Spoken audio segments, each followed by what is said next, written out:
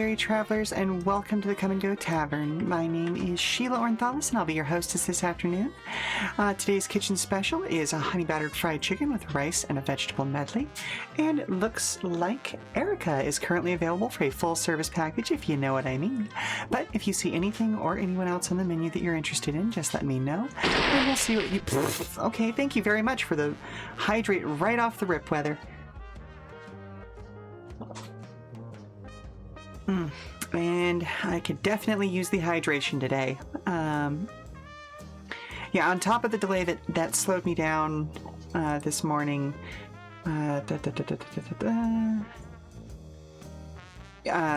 Sorry, I'm also catching up on messages. On top of the direct delay that started me off this morning, we had to say goodbye to a dog that we've had for 14 years last night.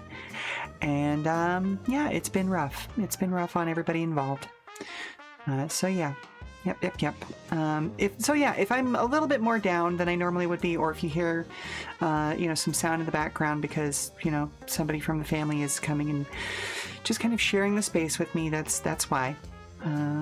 So not to get everybody down right off the rip, but that's where I'm at today. But I want to continue on developing things, so if you'll give me just a moment, I am also going around and doing all the posting that I have to do to say, hey, I'm live.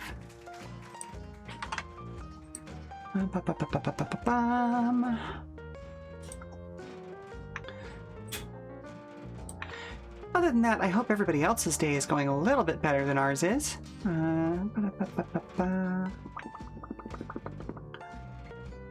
And if y'all are talking to me in chat, I will be checking it just in a moment. Right this second. Going around the various places and just doing the thing. Because it's important to let people know that you're online, and I don't have a good way of automating that outside of certain servers that already do it for me. Because automation is good, but invasive automation in other people's spaces is not, if you catch my drift. Let's see, where else do I need to post?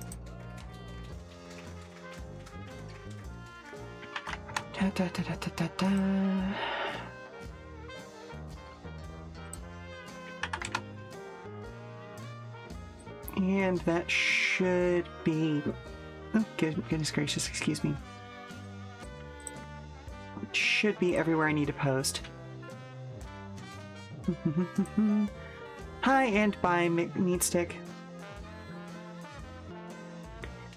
Enjoy your lurk and enjoy whatever you're up to today in that training session. Alright, so...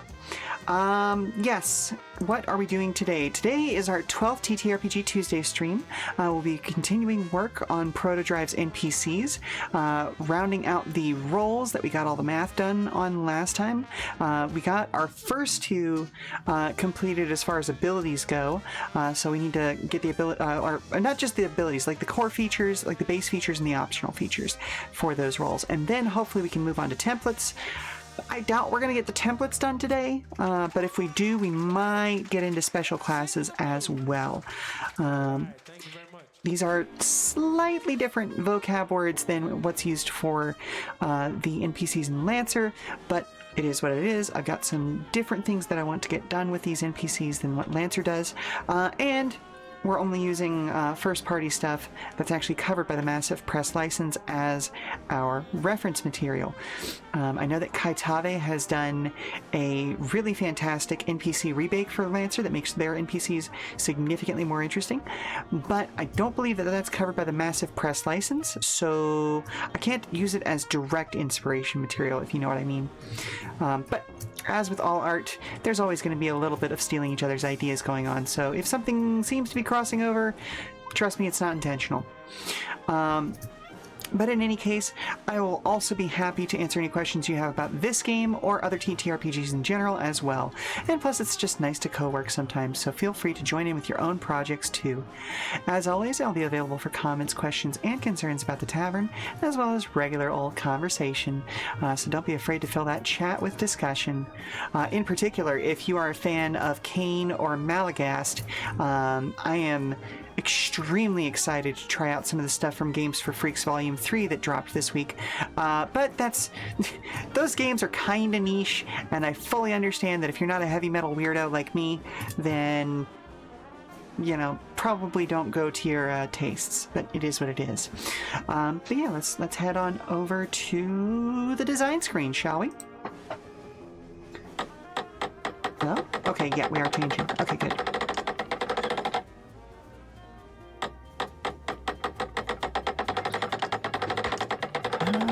Let's see, did we actually do mid lane repair? Quick thinking, twitchy nerves. Yeah, okay, we did quick thinking as the damage reduction on the focused, and then for the hardy, we did mid lane repair. Both they and the other character involved take damage. Oh, wait a minute. That's what it was. We needed to change some of these names around. Because mid lane repair was specifically for the custom. Yeah, that's the name of this one's ability, which can actually, like, as a rechargeable ability, restore some of the NPC's HP. I still feel like there's some language equal to the result up to their original HP. Up to the result.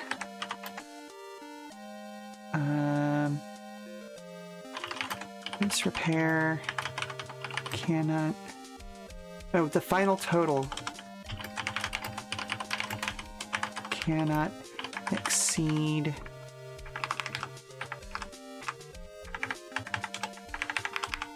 the NPC's original HP. There we go. Okay, that feels a little bit better to me.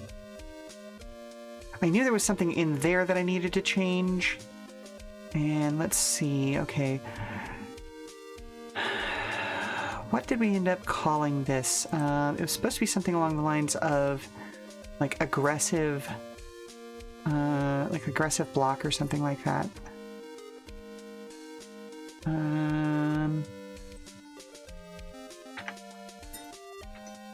Oh, hang on. Let's go with aggressive maneuvering. Because when this NPC fails a pass check, both they and the other character involved take damage equal to the difference in their rolls. It's that idea of someone trying to sideswipe the person who's passing them. They don't stop it from happening, but they definitely cause some damage in doing so.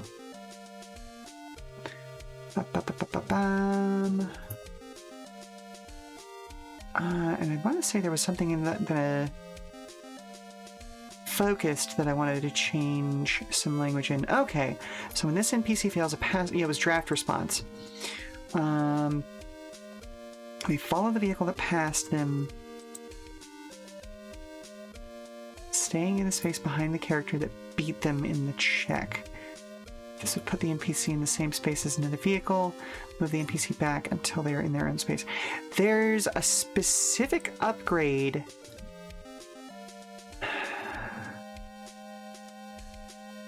And this is getting into kind of an esoteric space because I don't know if this is covered by the Massive Press license. But I'm going to take a look at it anyway. It's actually off of my favorite Lancer mech, or not the Atlas. The Atlas I use as parts for this thing. It's the Caliban out of, I want to say it was Longrun.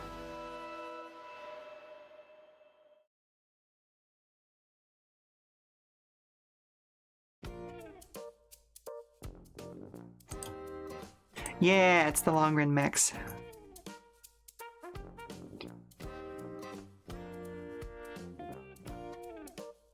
So their pursue prey ability. When the Caliban inflicts knockback as a part, can move an equal number of spaces towards the same target by the most direct route possible. Okay, so I can't use this exact language because, you know, obviously, again, this is not covered by the Massive Press license.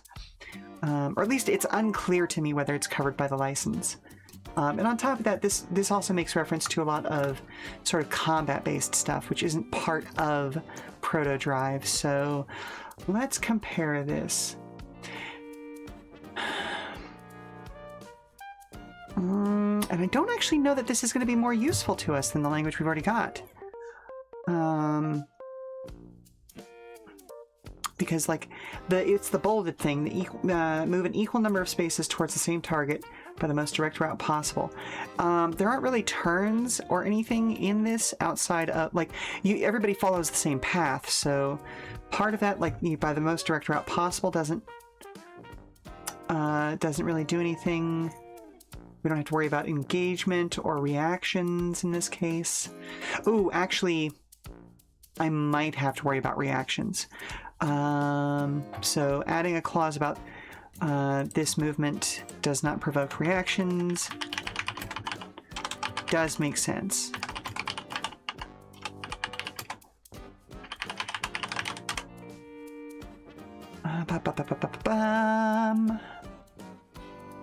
So let's take a look. Can move an equal number of spaces towards the same target. They may follow the vehicle.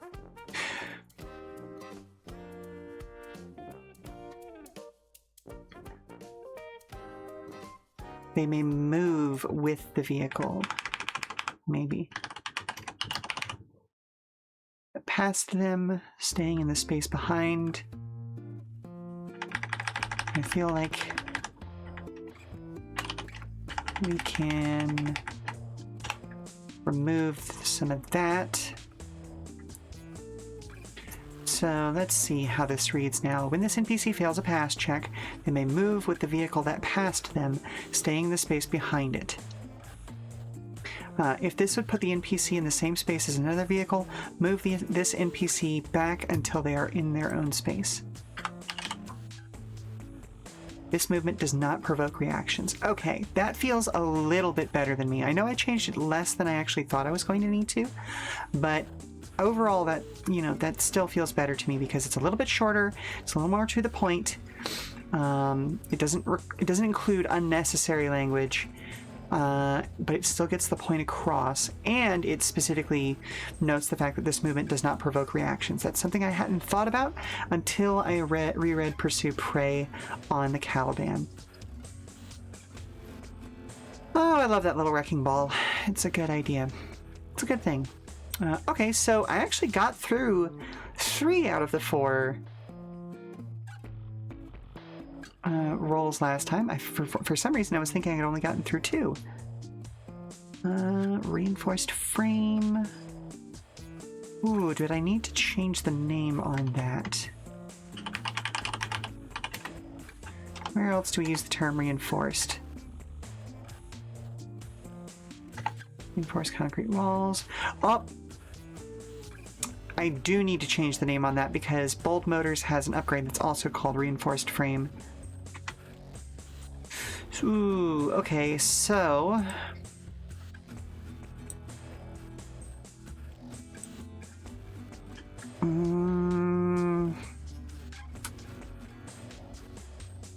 let's see, how do I want to name this? It's got to be something that has the same kind of feel to it because we're essentially adding structure.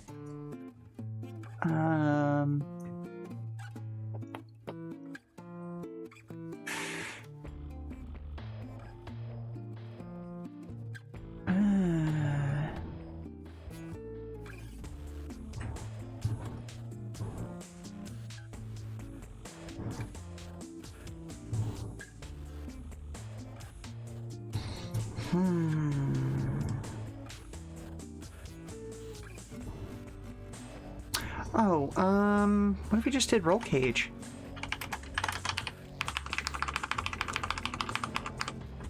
I don't think I've used that anywhere else. Yep, nope. Okay, cool. There we go.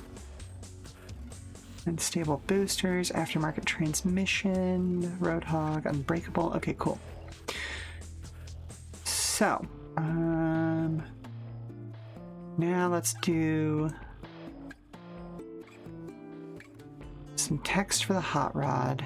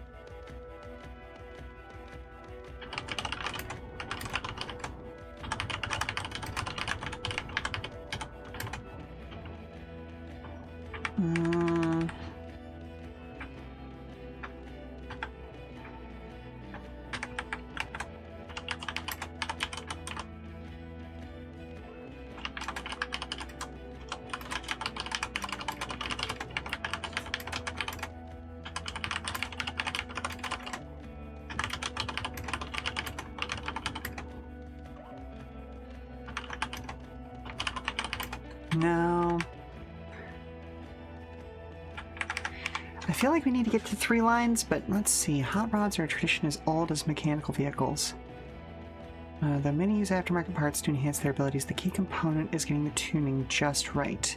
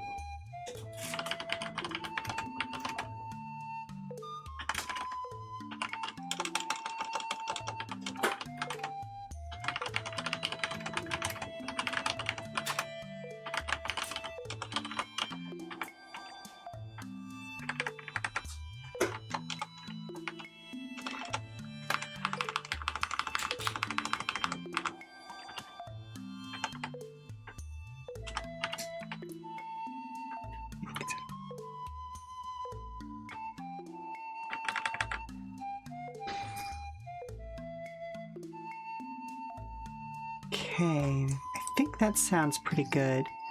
Hot rods are a tradition as old as mechanical vehicles. As the creation of mechanical vehicles. That feels better. Hot rods are a tradition as old as the creation of mechanical vehicles. Let's go with the origins of mechanical vehicles. Though many use aftermarket parts to enhance their abilities, the key component is getting the tuning just right. If anything gets knocked out of alignment, however, its abilities can quickly diminish.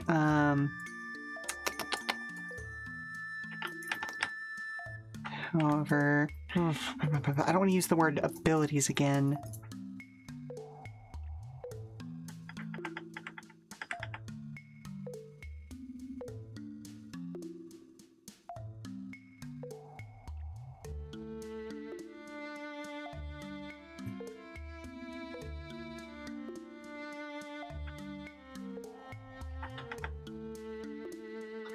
We do, unfortunately.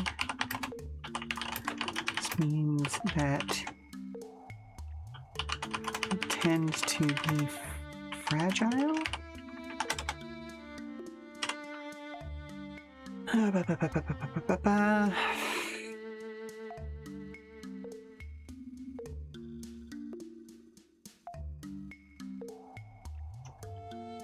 We don't want to talk down about anything else, so... to enhance their abilities, the key is getting the tuning just right.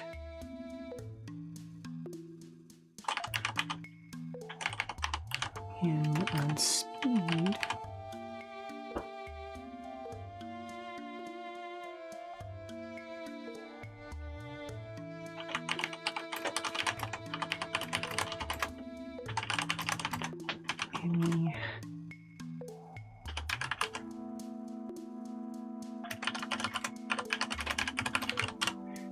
Going all in on speed helps them quickly get to the front. Any race they take part in.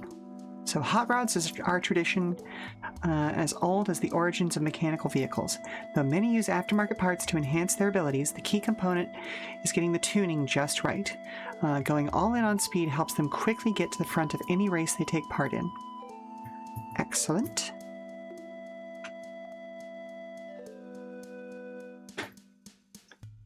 So, let's take a look at some base features. We've already talked about the fact that they should have a lot of speed going on.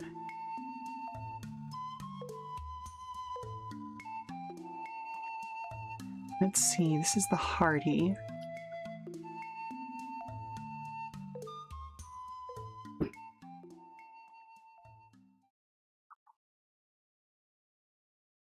Ease off. Soft pass, ease off. Okay, so... Oh, there it is. Gain the hard pass action. And I want to say that that's a quick action. Let me double check my own work.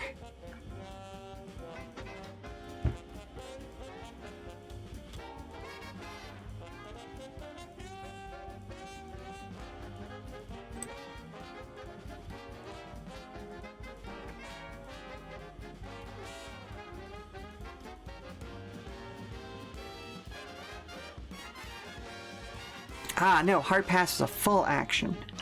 Right, because soft pass is a quick action.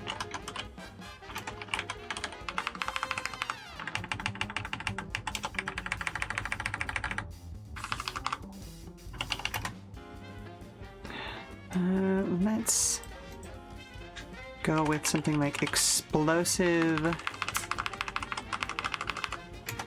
acceleration. Ooh, or no, because we don't want to get mixed up with the Merlin. We'll go with Jackrabbit acceleration.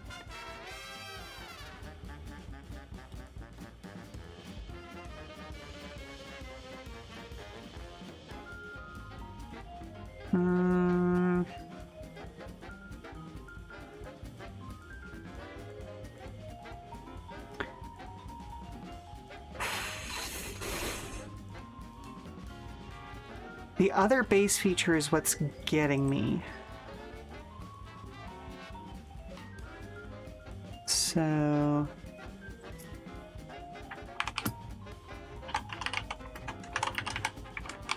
this is...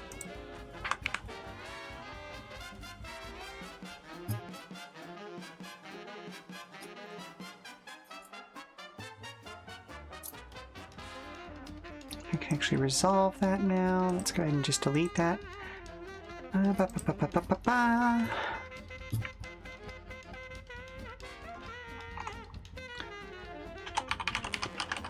Additional intakes.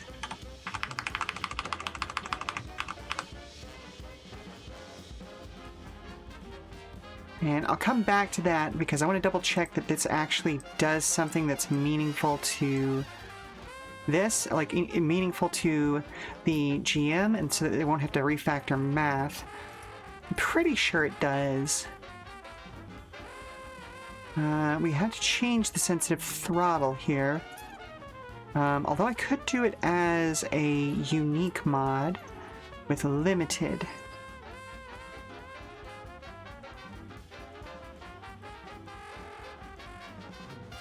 Ooh, wait, that's how we can scale this. Okay. So, trait unique.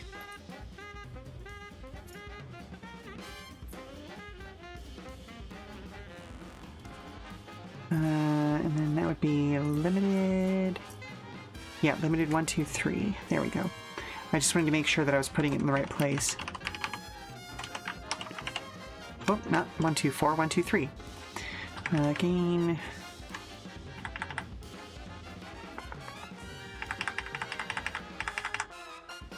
Let's see. What is it? Expend a limited charge?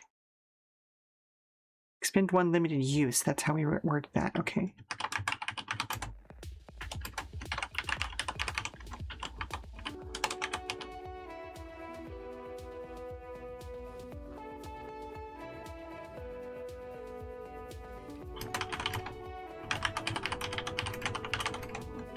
PC's speed.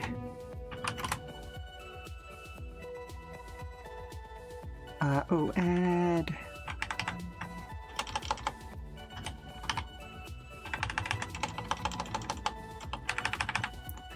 With +3 to this NPC's speed. Expend 1 limited use and add +3 to this NPC speed. So, how do we want to refer to that? Basically, like it's a little nitro boost. Oh, thank you very much for the coin toss.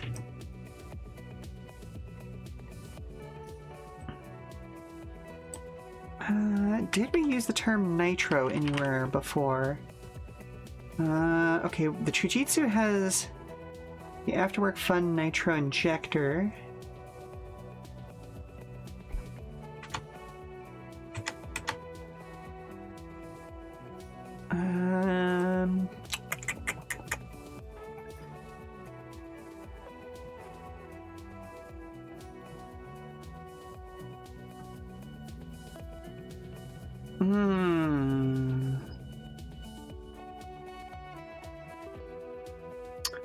Oh, I guess we could do this since we've got the, like, it's that, I can never remember what they're called, but like the engine blocks that have the massive air intakes that actually poke through the hood of the car.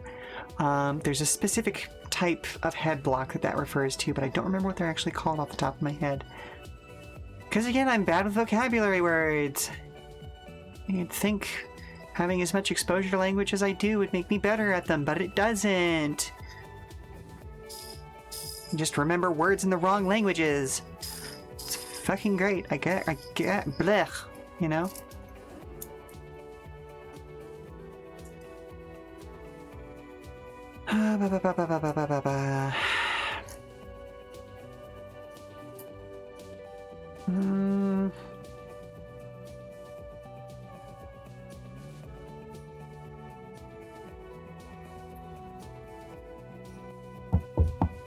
Oh, Mom, hello? have you seen Mr. Grumbles? No, sweetie, I haven't. Where'd you lose track of her? Can you help me find her? Sure thing, hun. Give me just a moment. Let me figure this one thing out and I'll be right with you, okay?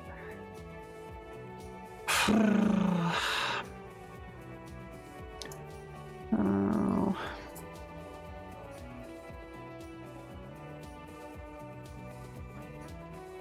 Let's see.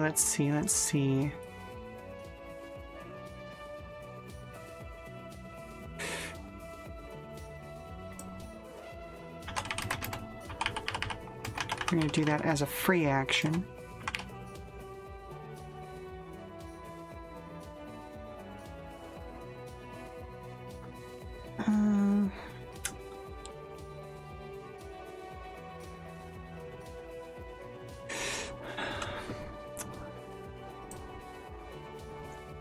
Let's do this as like a manual intake flare. The idea there being that like you've got a knob on your dashboard that you can kind of pull in order to open the flaps of that intake that I was talking about a little bit further manually. Like, it's not good for the car to do that, which is the reason why I've got it set as a limited thing. Also, in gameplay terms, it just means that, you know, this thing can't just randomly free action its way into bonus speed for no reason. Okay, so I am going to go and try and help find a skunk, and yeah, we'll be back in 5 minutes or so. So I'm going to run a commercial while we're away. You don't have to watch that commercial, but, you know, stand up, stretch, refresh your drinks, all that good stuff, and we'll be back in 5 minutes. All right, folks, talk to you then.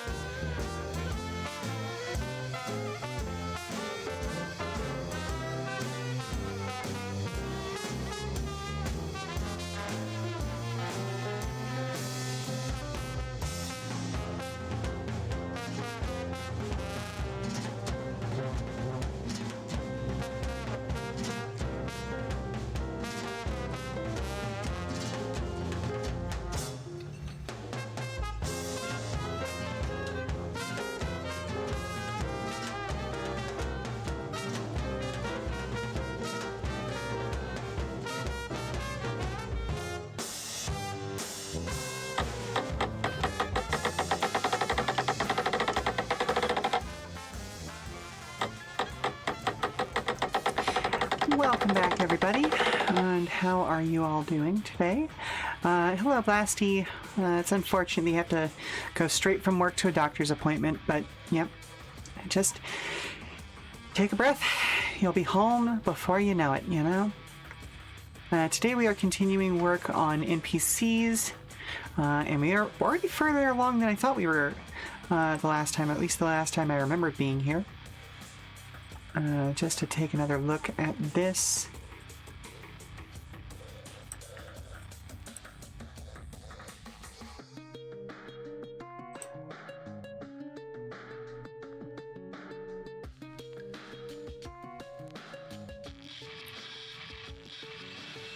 Okay.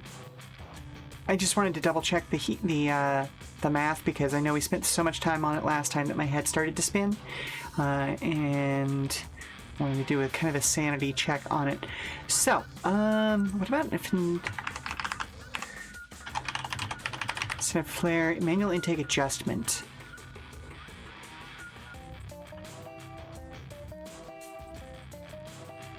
Okay, and then let's do another look at this transmission.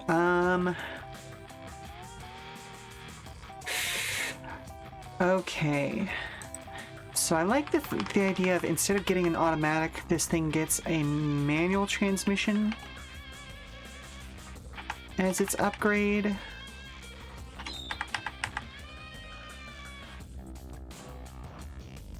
Three, 4, 5, okay.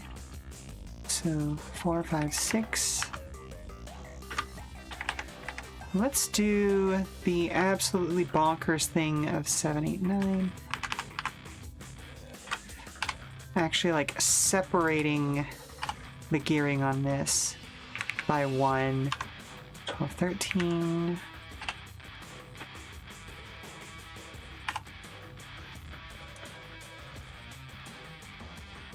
16, 17. Like, this thing should be an absolute speed demon.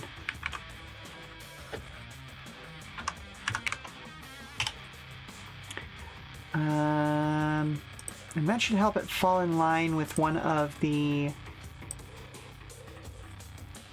DeFalco cars. I don't remember which one. I think it was the Aplamato.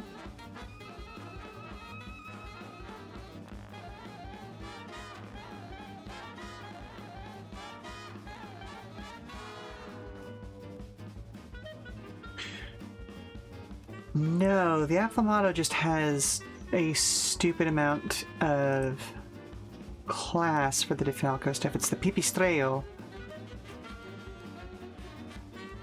that has the absolutely bonkers gearbox, and even this doesn't match that, because that one's top-end gearbox goes all the way up to 25, so this is still feeling pretty good and pretty NPC-like.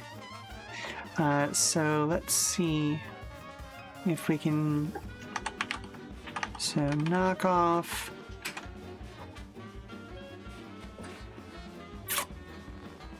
Well, I'm trying to think of like knock off DeFalco transmission.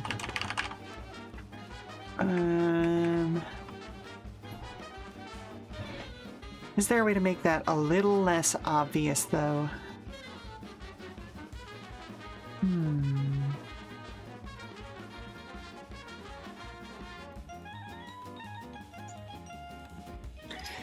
Because we haven't explicitly stated that this takes place on Earth, and while the DeFalco line is very inspired by Italy, Italy doesn't necessarily exist in this world.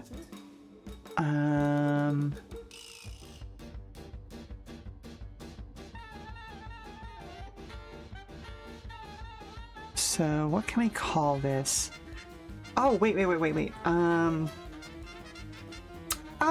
Okay, I should just take a look at the name for the Pipistrello's gearbox.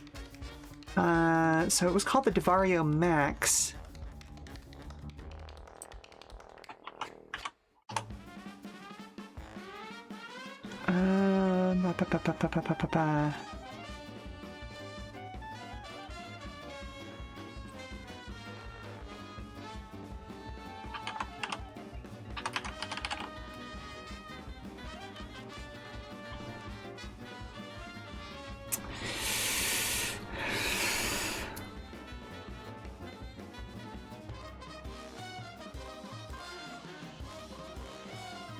Ooh, what if we called this the Devario Reg gearbox? As in the regular instead of the max, or the registered, or regulated.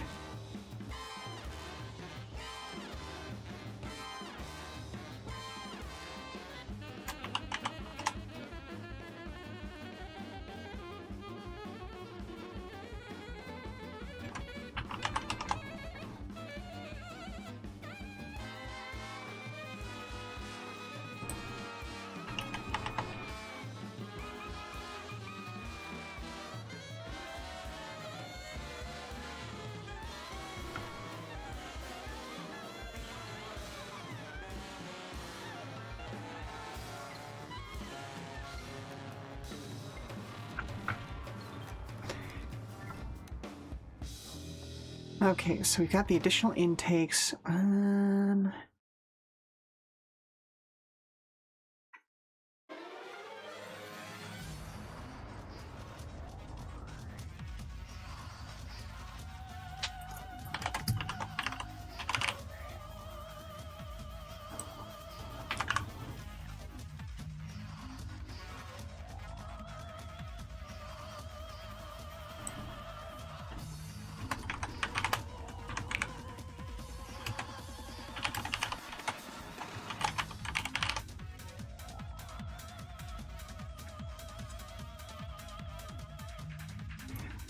Ooh, I should figure out a way to do like a light show.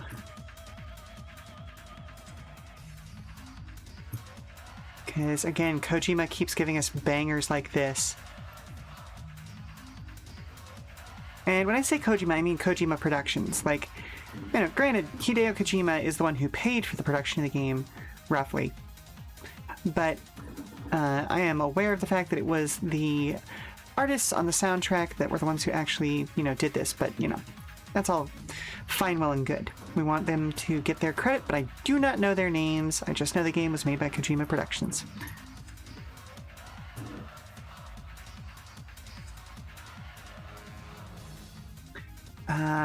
Okay, so what should we name this?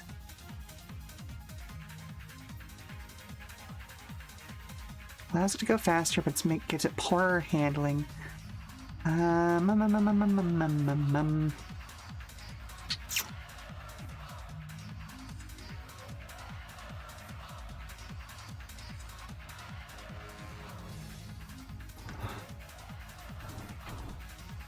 We'll name them Forward Optimized Control Arms.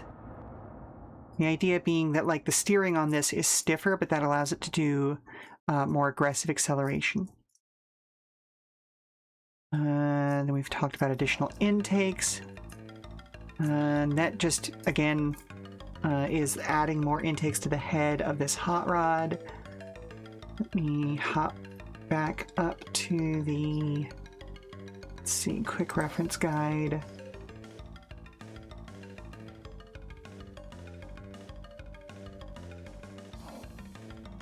Okay, yeah.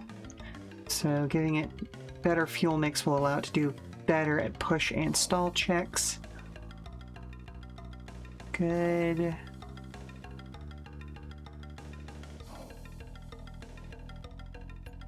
And that kind of allows it to ignore the need to shift, which is good because of the fact that it runs a manual transmission. And so, like, that allows it to kind of optimize its action economy a little bit.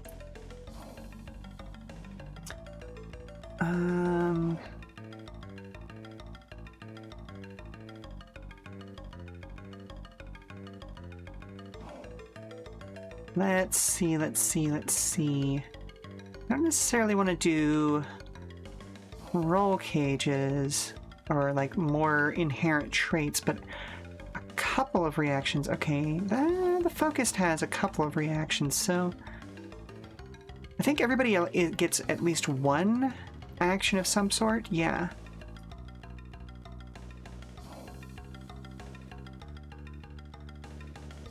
But I want to do an action and a trait.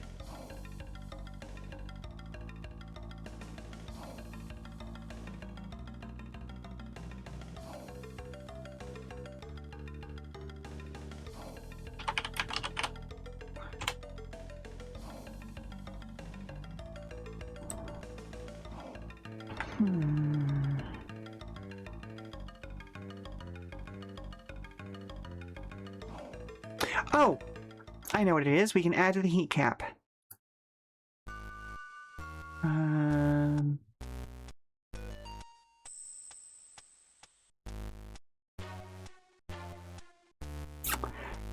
Oh, how do I want to state this? External radiator fins. I'm just thinking of like if you slapped a heat sink for a computer onto this thing, as it goes fast, it gains a better heat cap. So this NPC game's +1 stress.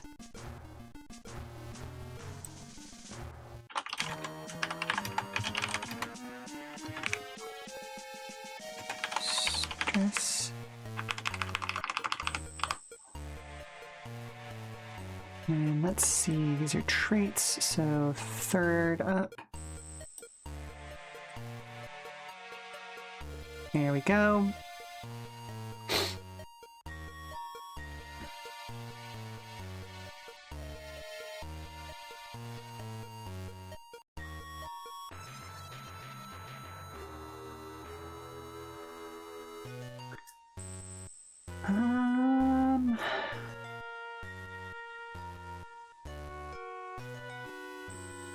Oh, okay, so let's go with reaction,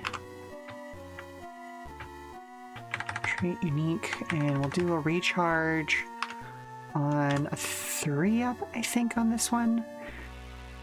Because it's good for this NPC. I have done another 3-up, okay. Okay, good. So how do I want to phrase this? This NPC fails a control check.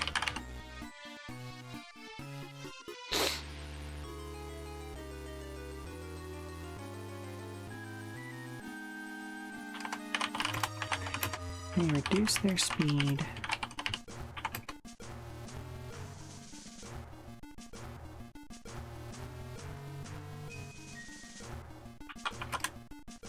by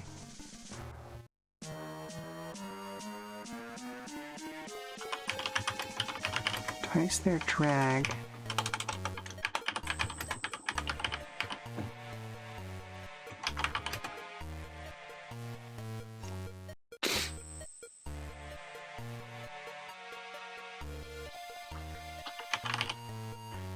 Ignore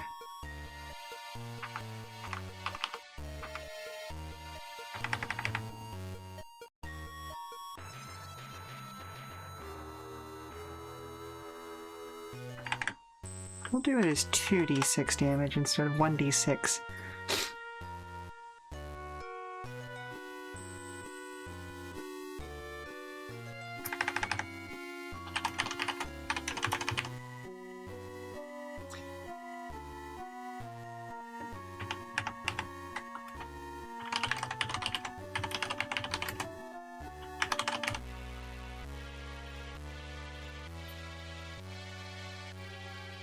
So when this NPC fails a control check, you may reduce their speed by twice their drag score and ignore 2d6 of the damage from the failed check.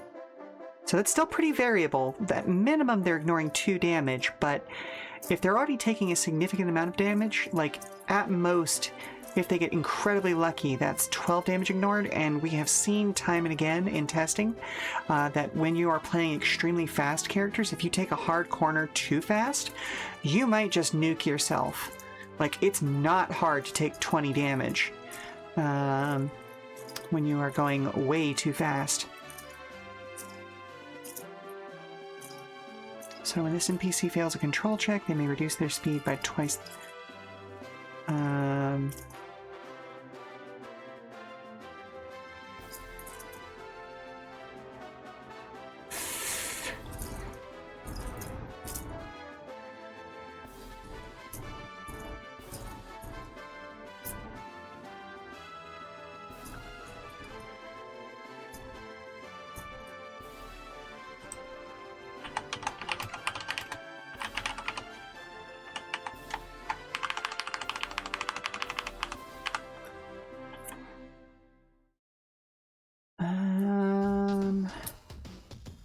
Oh, or do I just want to call that panic button?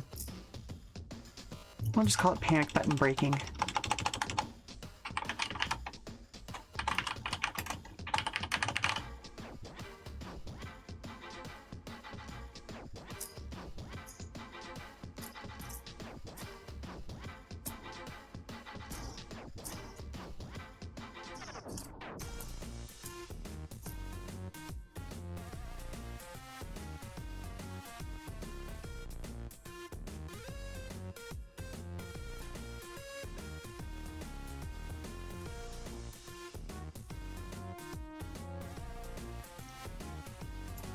So in this NPC, okay, right now I'm just trying to get rid of this little dangling word.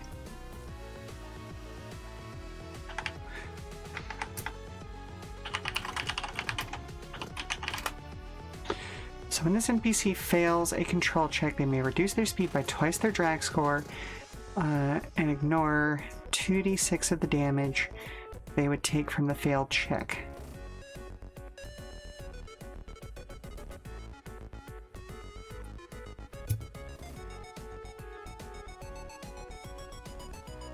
Okay, that feels pretty good to me. Let's see, I don't need that, because I've already stated it there.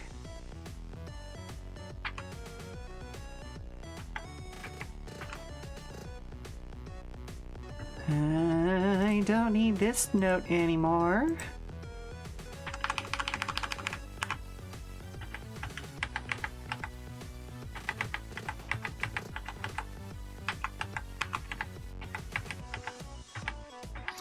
And then we've got the rival, which is intended to be just an NPC that uses player character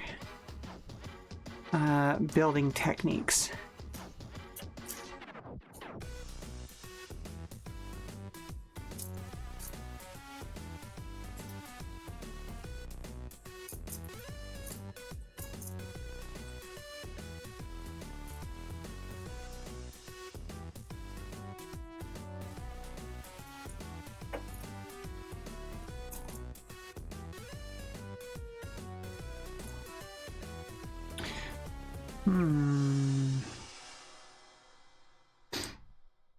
Goes down in there, so descriptions. Oh, maybe I should make those heading 4.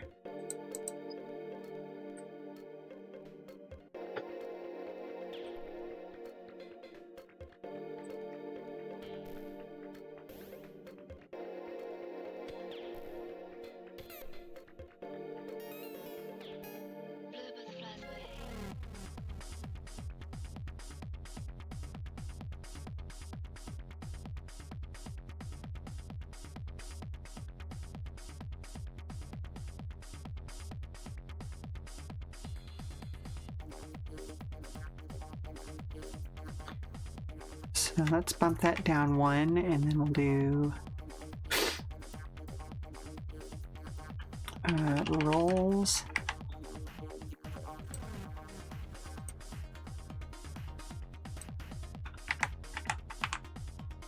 Ugh.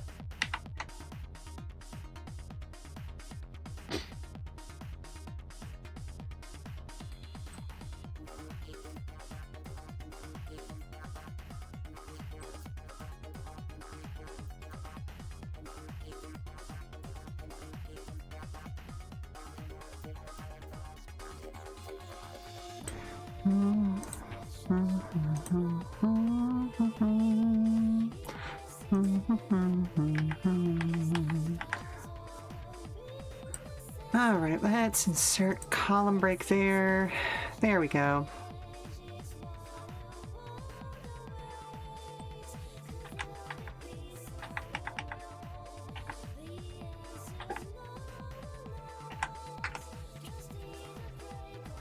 Whoop.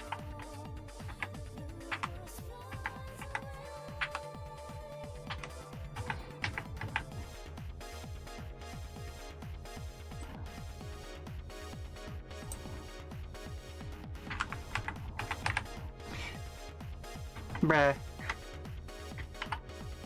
Okay, there we go.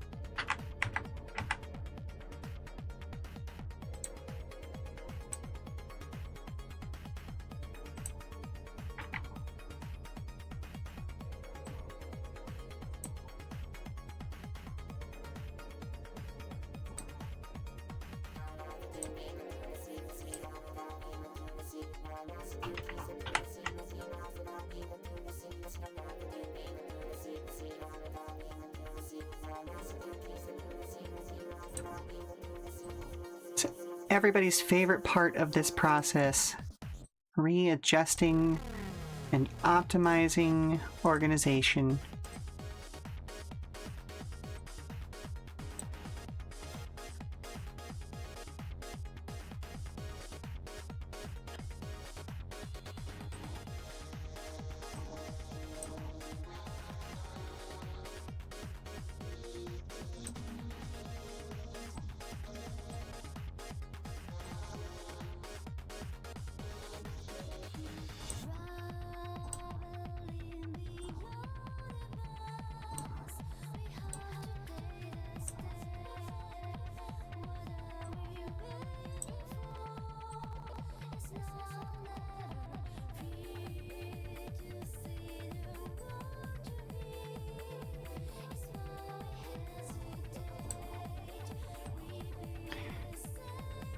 Okay, and that should do it. Yeah, there we go. Okay.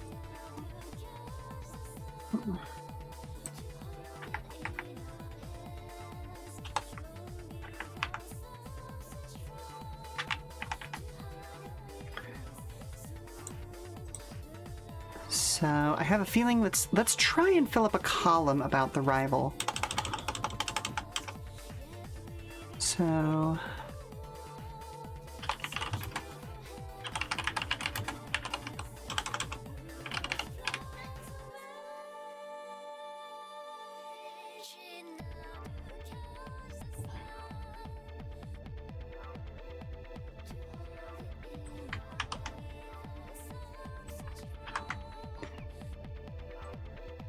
steal my own text here.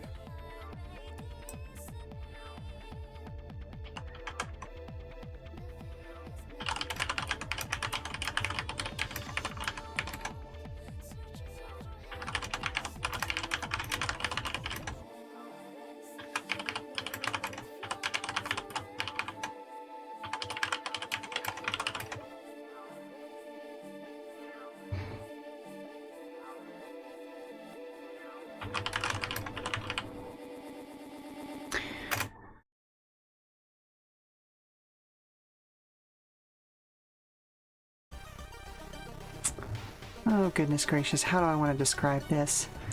Okay, let me just talk through the thought process of rival characters, and maybe I'll find something as I discuss it.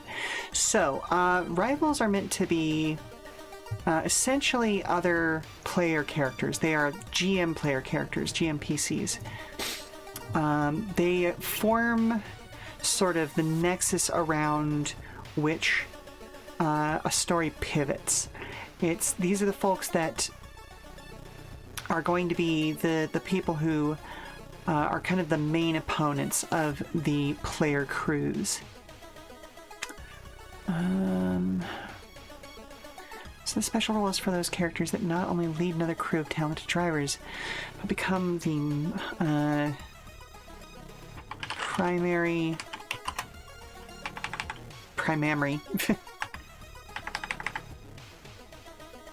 foe of the players. Not for, foe.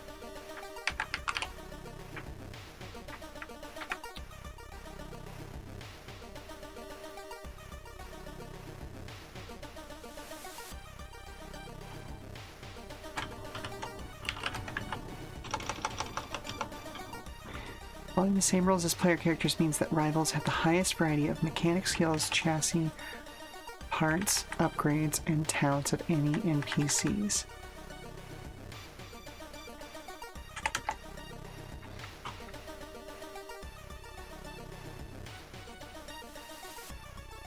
Okay, I feel like it's a good introduction to them, so let's talk about their role as characters and then how they are mechanically built. So...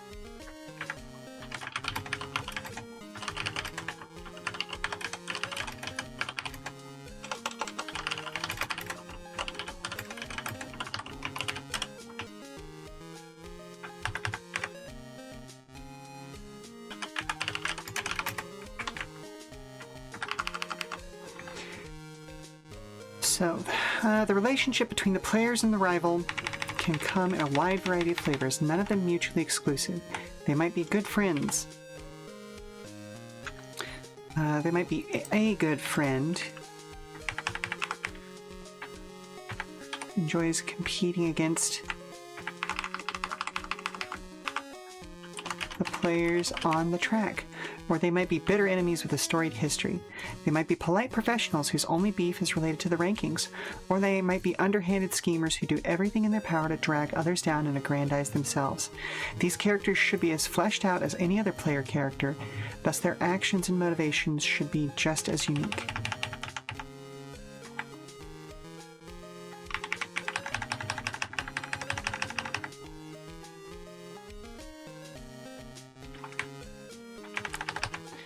These characters are essentially GM PCs.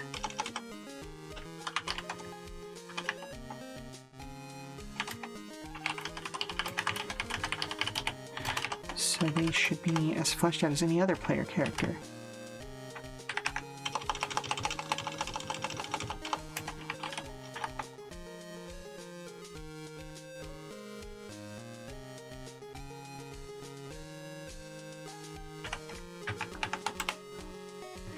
These characters are essentially the GM's player characters, so they should be just as fleshed out as any other PC.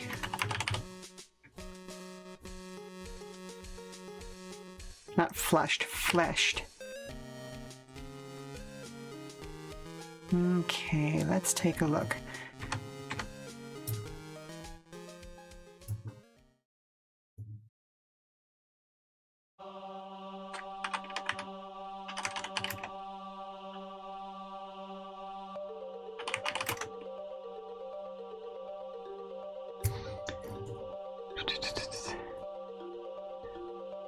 Use the same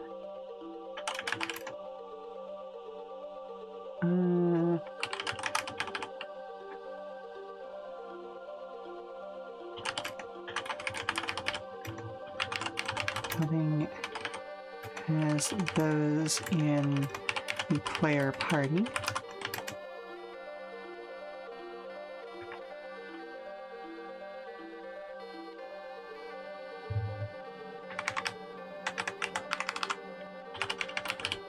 Because they follow the same process for character building as those in the player, as those characters in the player party. This means they have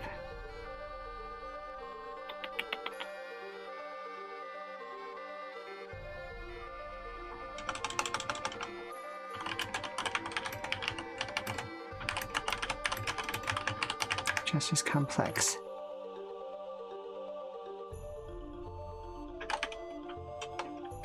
No, that's not really where I want to go with that. Because they follow the same process for character building as those characters in the player party, this means...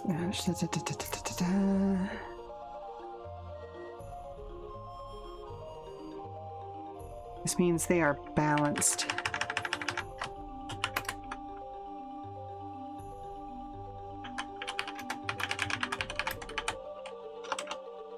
In a unique way.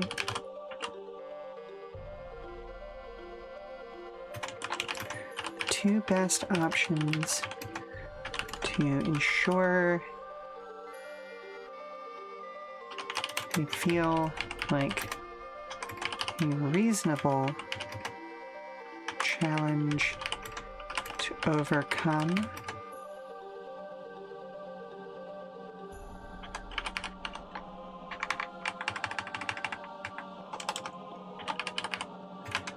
here are two options.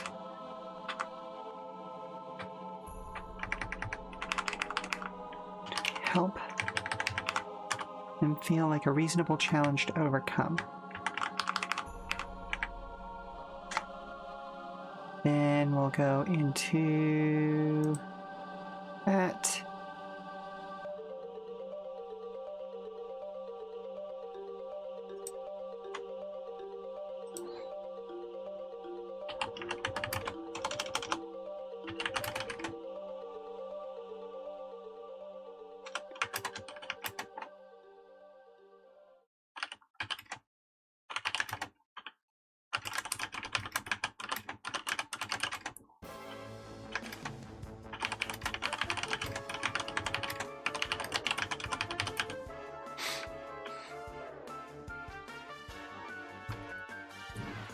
Pick an SL for them to start at that is a few levels above the players.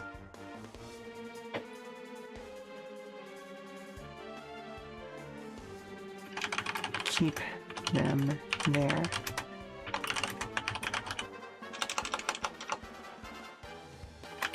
This allows them to wipe the pavement with the party on the first encounter.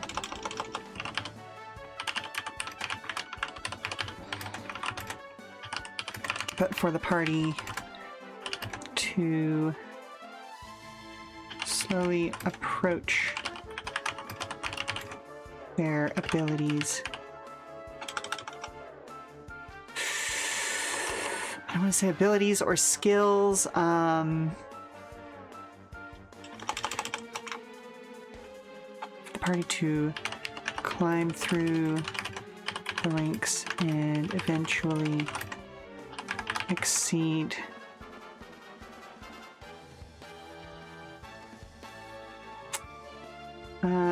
surpass them.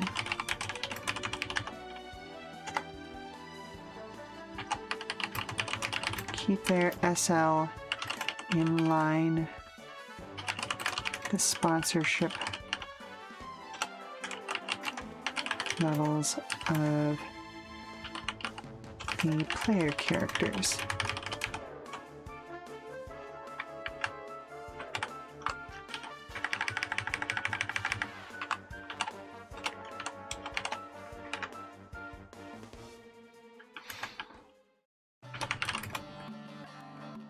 This means that they will,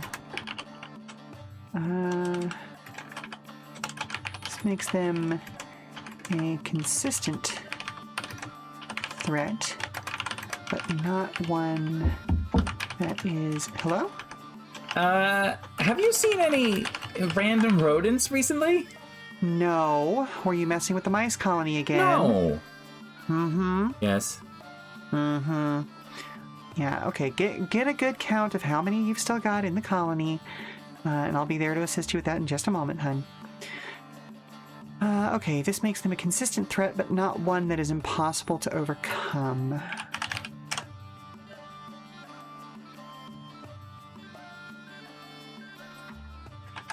More...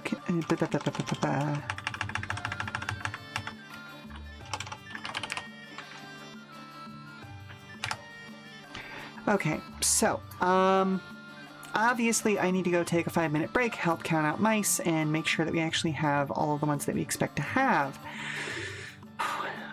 When I get back, I'm going to try to sort of truncate this text to recover those 3 lines, because I would love for templates to start the next column, because of how little material there is for it. Well, we can either... Well, how about this? I'll write out some of what we need for templates, and then we'll decide whether this needs to be shortened down. And leave a note for myself.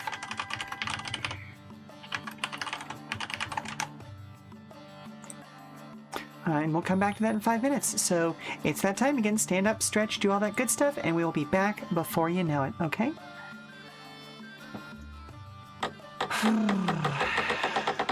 So. How many are we missing?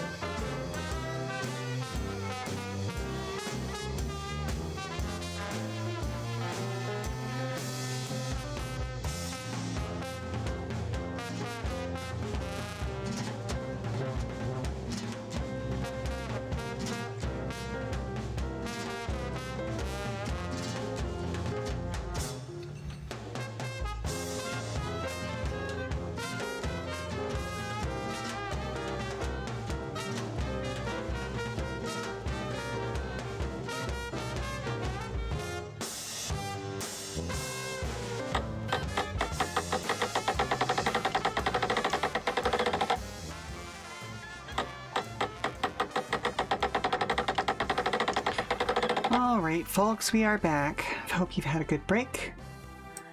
Let's take a look at this. So, at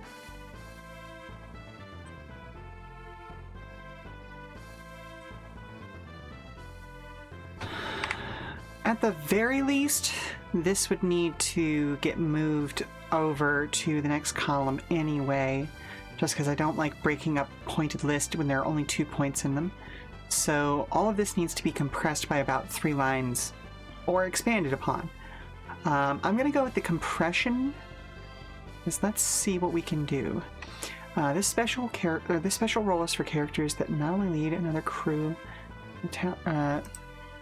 lead a crew of talented NPC. We'll just go with NPC drivers. Become the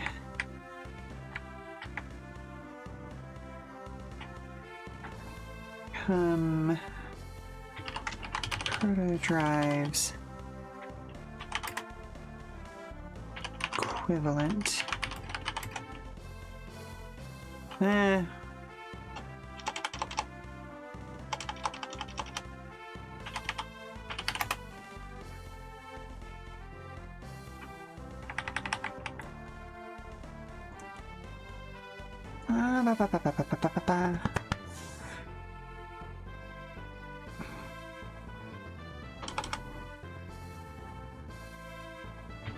Now let's try this. Better proto drives equivalent of the big bad evil guy.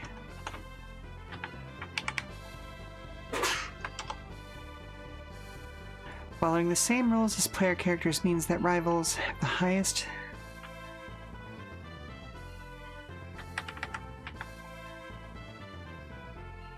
demonstrated mechanic skills, chassis, parts, upgrades, and talents of NPCs, making them more complex to run, but also more rewarding to win against. Well, we've added more lines, which is the opposite of what I said I wanted to do, but that did end up bumping the second point of that down onto the next column, so that may not be terrible. If we can find out, or if we can find a nice way to continue bumping those down, that might actually work out for us.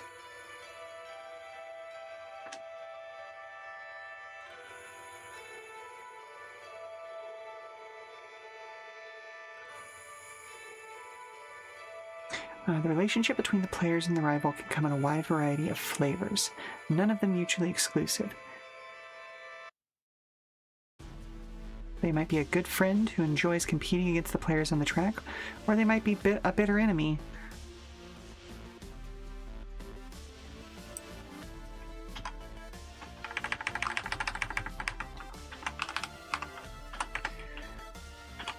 Who has a storied history of problems with the party. They might be polite professionals whose only beef is related to the rank, is in regards to the rankings. Not raggards, regards.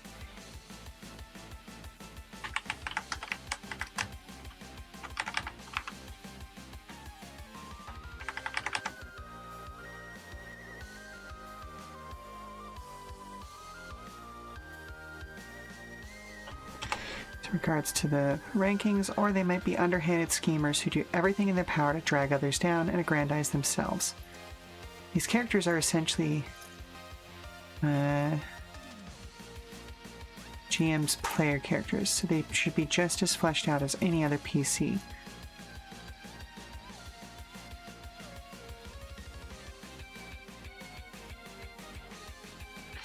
You know, let's make this its own paragraph.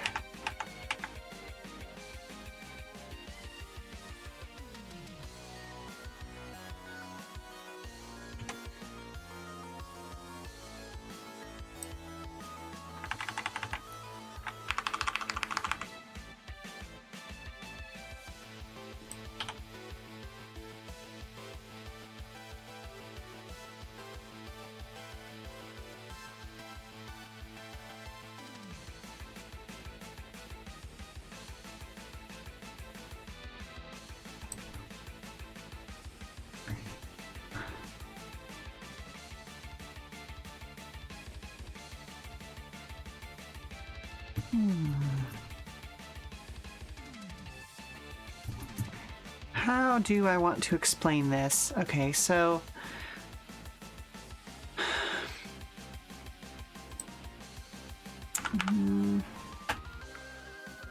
there has to, like, because of the way that I've formulated this,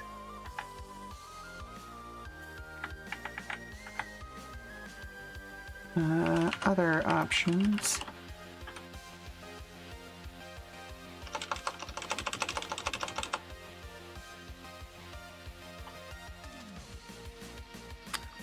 I think that might actually be the strongest way to word that. So,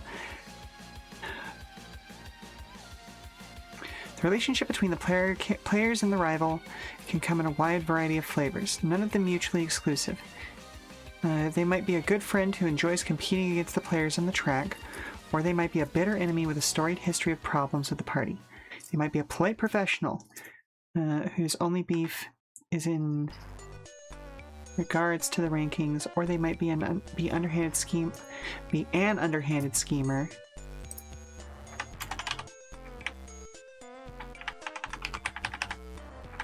who does everything in their power to drag others down and aggrandize themselves.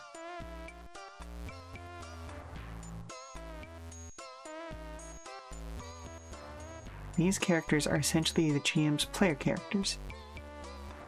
So they should be just as fleshed out as any other PC.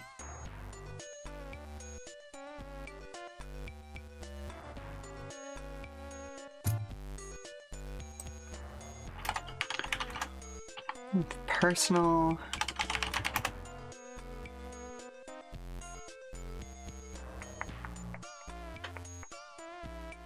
personalities and relationships to match? No.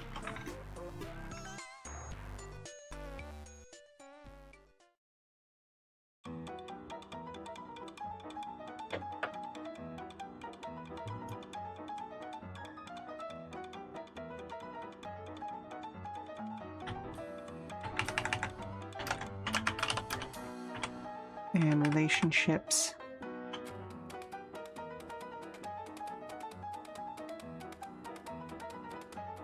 to help them feel as important as they are.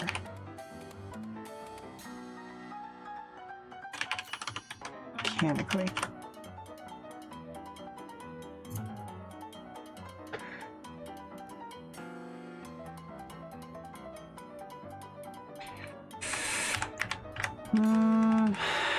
Feel meaningful within the world of the game.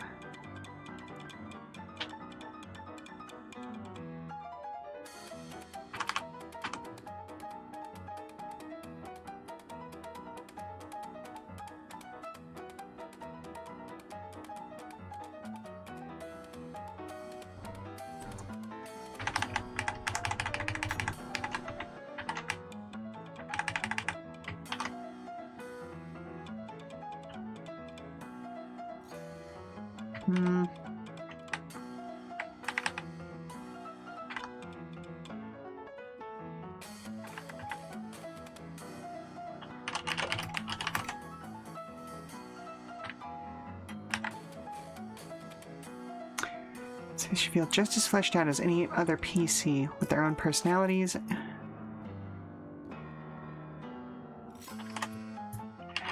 Okay, habits.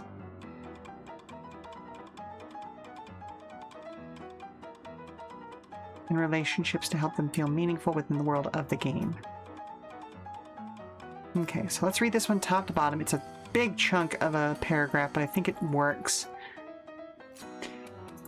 The relationship between the players and the rival can come in a wide variety of flavors, none of them mutually exclusive. They might be a good friend who enjoys competing against the players on the track, or they might be a bitter enemy with a storied history of problems with the party. They might be a polite professional whose only beef is in regards to the rankings, or they might be an underhanded schemer who does everything in their power to drag others down and aggrandize themselves.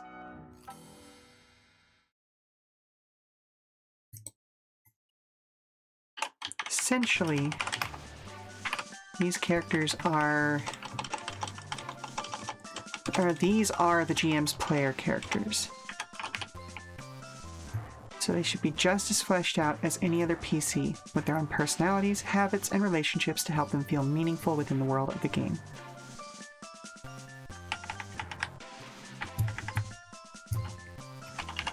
Like a meaningful person within the world of the game. There we go. Okay, that feels good.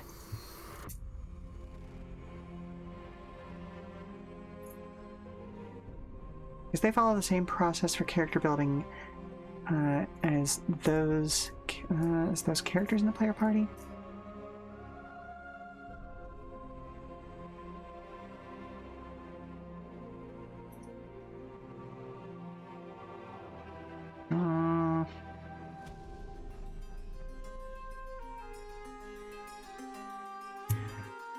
Because they're made in the same way as those characters,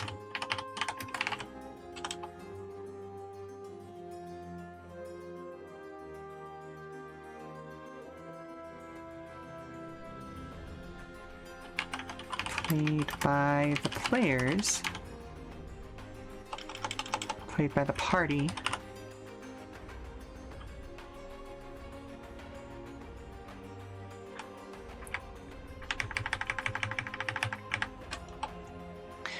this means they are balanced in a unique way. There are two options to help them feel like a reasonable challenge to overcome.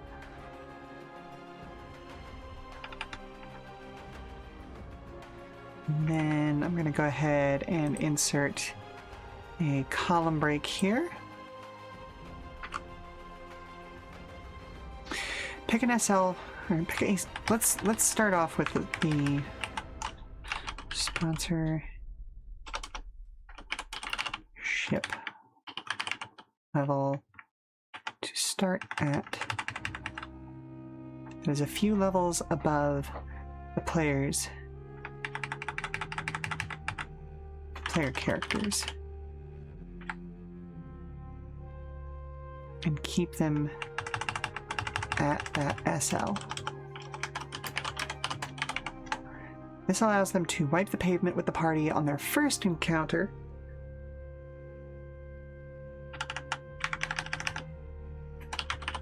introducing them as a challenge to be overcome.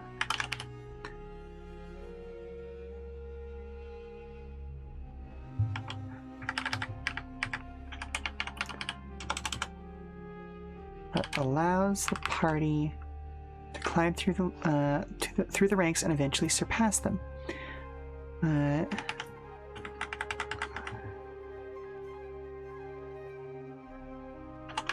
Introduce them at the same SL as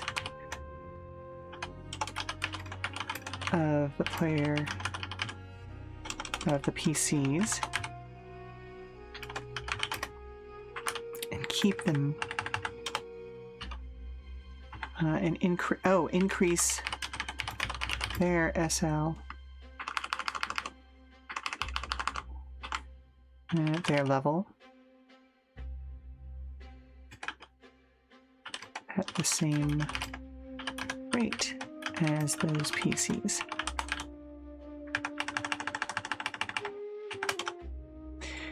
This makes them a more consistent threat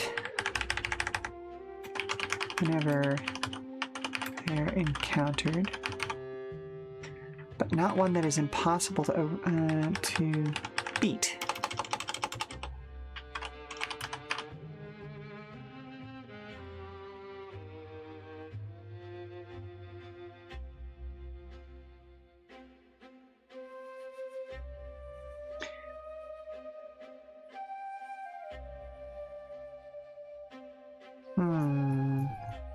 Ooh.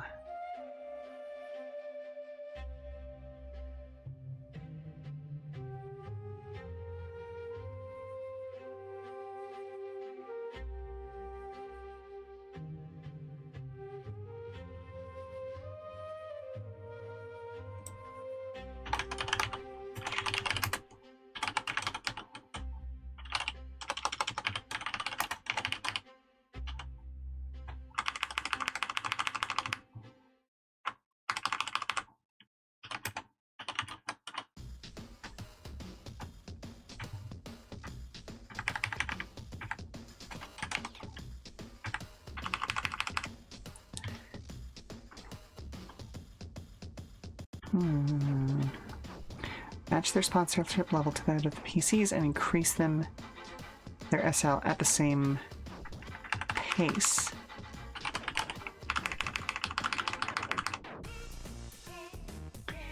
This makes them a more consistent threat whenever they're encountered, but not one that is impossible to beat.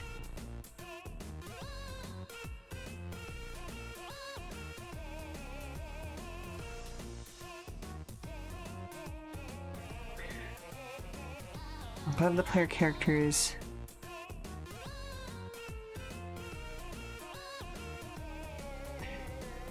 Okay, so let's see if we can make this clearer.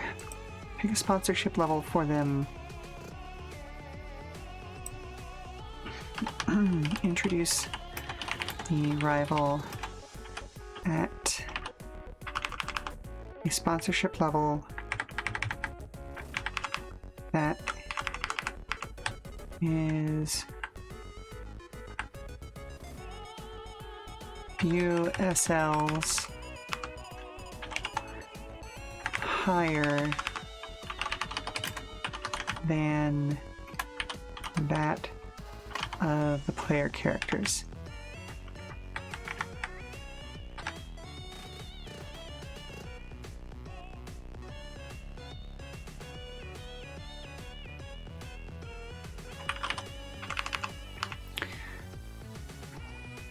But keep the rival at that SL for future races. This allows them to wipe the floor, or wipe the pavement with the party on their first encounter, introducing them as a talent.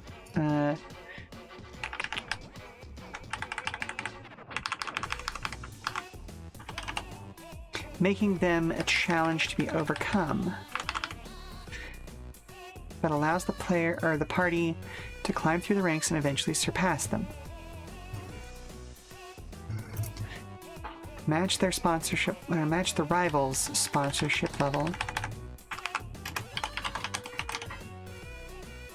to that of the PCs and increase their SL at the same pace. This makes them a more consistent threat whenever they're encountered. More consistent and dynamic threat whenever they're encountered, but not one that is impossible to beat. Okay. Hello, caster. We are doing well. Just had a rough start. We had to unfortunately say goodbye to a family pet last night, so I'm a little bit down today, but we are making progress on Proto Drive. We finished up the Hot Rods base and optional features, and I'm working through describing how the rival role should work. These are essentially the GMPCs. They were made and built using the same rules as player characters, or even, as I've stated in the text, any other player characters, because the GM is, of course, a player themselves. They're just the one sort of running the world instead. Yeah, we're keeping it going. My spouse is taking it a lot harder than I am, unfortunately. I'm doing okay. She was 14 years old. It was kind of time. She just had a sudden respiratory attack that we could not deal with. So it was one of those like, okay, we might extend her life if we dump money into it, but it's not going to be a good quality of life. She'll be in and out of the vet constantly. So it was the right decision to make, but it was a rough evening. But yeah, having a solid rival NPC systems makes perfect sense for this game. See, that's exactly what I was thinking. It's something that I've done in Lancer pretty consistently in all of the Lancer campaigns that I've run. I always have at least one GMPC that is built using the same rules as the player characters, and especially if you're running like arena style campaigns where these are Lancers. They are major pilots, but they don't so much go out and do battle on random military engagements. This is for entertainment. Yeah, okay, having a few dozen, basic NPCs for the players to go up against is fun, but creating interesting and dynamic situations where they're facing off against people who have the same tools they do creates a much more exciting situation. Especially when you then make it so that, again, player death only happens when they decide that it happens. It's like, oh, okay, no, their mech was destroyed, or in this case, their vehicle might be destroyed, but, or they might lose the race, but they can kind of build around it. And that's kind of what I'm talking about in this little bullet pointed list right here. Like the two ways that I can personally envision myself using these, and I have used them in the past, is like in introducing their rival at a sponsorship level that is above where the player characters are at. So like introducing them as a major threat, like, oh, this is a person who just showed up in our racing scene and really wiped the pavement with us. So now we have to work on our strategy and come up with a way to beat them as we increase through the sponsorship levels. Or creating a more like friendly rivalry where like, oh, we're both starting at the same time kind of a thing. We're both starting at the same sponsorship level and we increase in the ranks at the same pace. And that gives them a more kind of dynamic threat. Giving you the cause to hate them early on. Oh yeah, exactly. These are Protodrive's equivalent of the big bad evil guy. Just because like that's an easy dynamic to fall into. You're gonna have plenty of NPCs who are even some named characters, but they're still like simpler to overcome.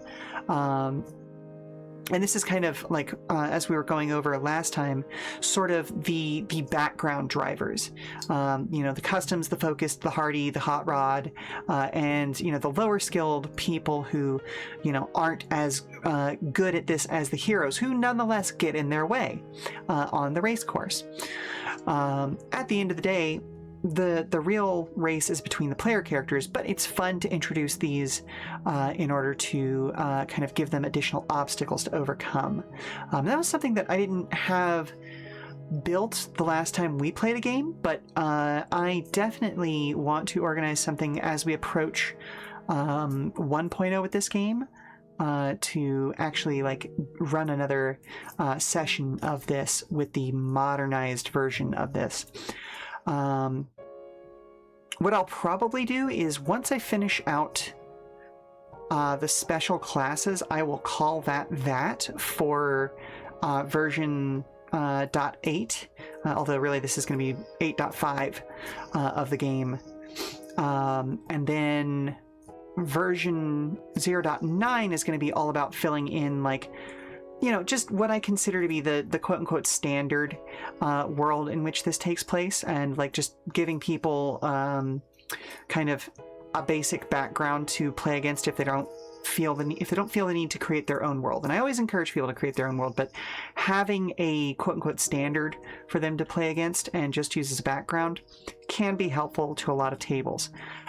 And once that's complete, I'm going to consider version, like the full release version, the 1.0 of this, to be when it gets art complete. But I don't know. I may... I'm weighing my options there.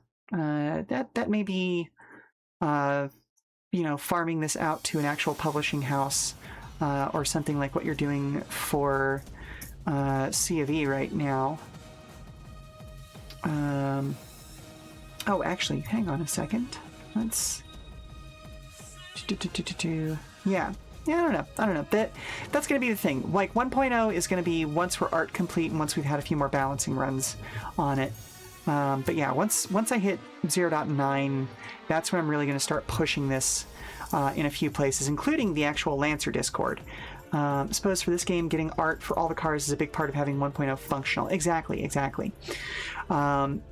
Now, realistically, Will, who different Will from your Will, but the Will on my side of things is most of the way through doing art, but he has kind of been facing some issues the last couple of months. So, I don't know. I may open it up to more artists to do like background work and things like that to kind of take some of the pressure off of him. But we'll see. That's big stuff for a later date kind of thing. Balance is going to be the big thing that, like between art and balance is going to be the big things that push me towards 1.0 for this. But yeah. Because like last time, I ran through like how all of these numbers work out. I haven't tested these numbers yet. They work on the page. They make sense to me with how I did my math, but like, do they feel good to players? I don't know yet. We have to try, you know?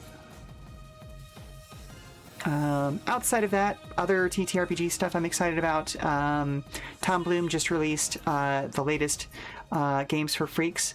Oh, number balancing is your big weakness. See, okay, I am fairly good at number balancing, but I need data. You know what I mean? Like, I create all sorts of spreadsheets to kind of balance things out and make things as automated as possible, especially in a crunchy game like this. But to make it actually feel good, I need data, which means I need people to actually play the damn thing and tell me how it feels, so that I can adjust things on the back end. Personally a fan of having a range of artists on a big book project, but you definitely understand when a game has a single artist vision.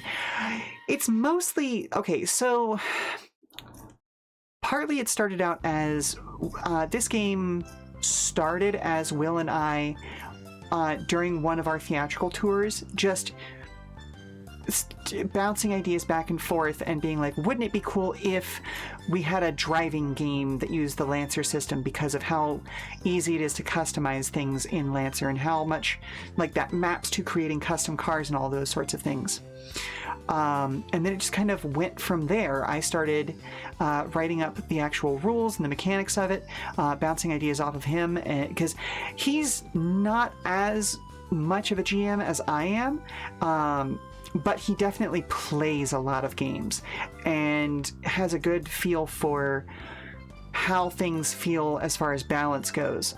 He also runs a lot of like Warhammer tournaments and stuff like that. So like, again, balance is a big thing that's always on his mind. And so like, yeah, I trust him when I toss some numbers at him and I go, okay, does this like feel good on the board as much as it makes sense on the sheet? And so that's how he kind of knocked out a lot of these things. And to a certain extent in Lancer, you're supposed to feel like a big damn hero. And so we wanted to bring that kind of vibe over into Proto Drive as well, where, yeah, okay, you know, the numbers may not be perfectly balanced, but they should be balanced in the player's favor in a way that makes them feel good, you know? Because at the end of the day, we want the players to win these things, but we optimally would make it feel like they're always winning by the skin of their teeth. You know what I mean? Like, that's one of those things of like, no, I want you to win, but I want you to work for it. I want it to feel earned, if that makes sense. And that's not something that like competitive games necessarily give you, because like everybody's always trying to find the edge in a competitive game, and it's a player versus player thing. Whereas here it's a question of allowing the GM to create a world that feels tough and feels like the NPCs are creating problems, they're creating obstacles, but that allows the player characters to pretty consistently win against them.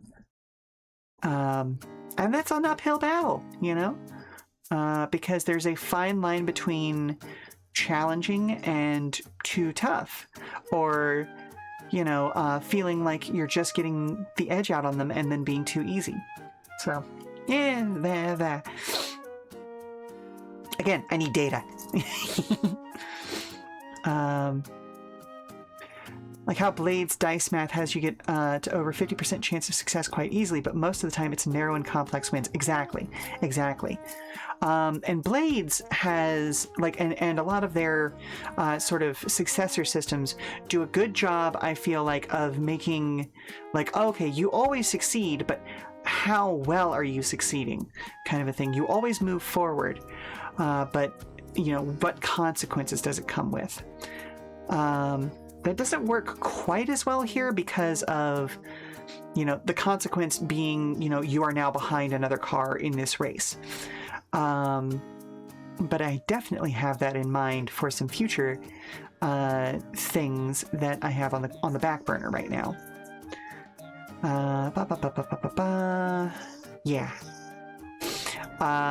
In particular, I cannot wait to get through the remainder of this book, because that's going to just give me so much material to directly copy paste into another working document that I've made several references to over the last couple of weeks called Combat Aces.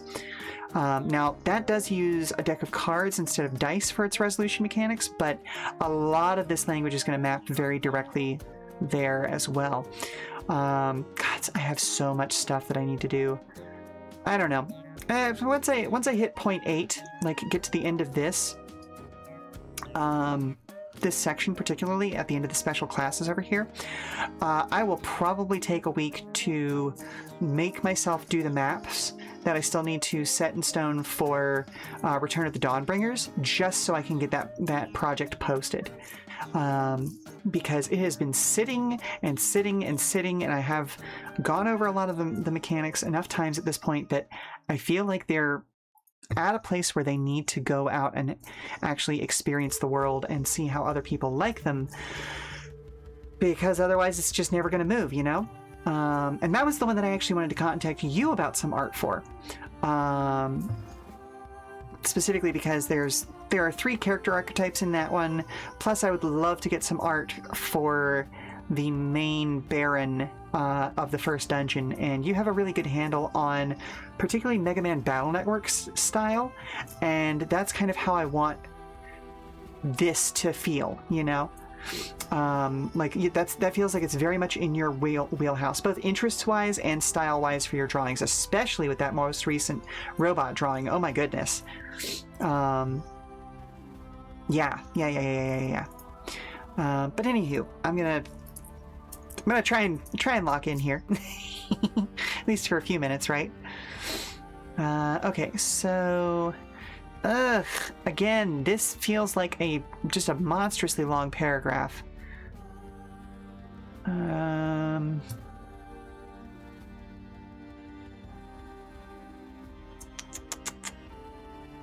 Special roles for characters that not only lead a crew of NPC drivers, but are proto-drives equivalent to the big bad evil guy. Following the same rules as player characters means that rivals have the highest variety of mechanic skills, chassis, parts, upgrades, and talents of any NPCs, making them more complex to run, but also more rewarding to win against. The relationship between the players and the rival can come in a wide variety of flavors, none of them mutually exclusive.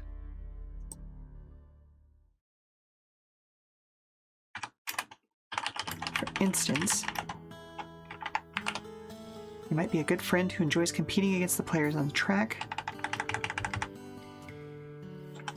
Player characters on the track, or they might be a bitter enemy with a storied history of problems with the party.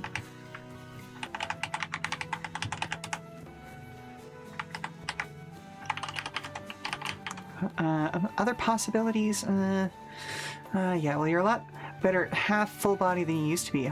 Yeah, gotta lock in. At least I'd like to be done with this section before I have to take my next break, you know? I don't want to go with other options because I use options a lot.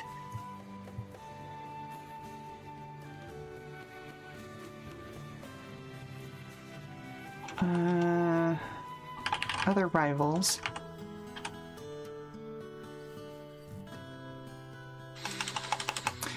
Okay, save me, Thesaurus. Where are you?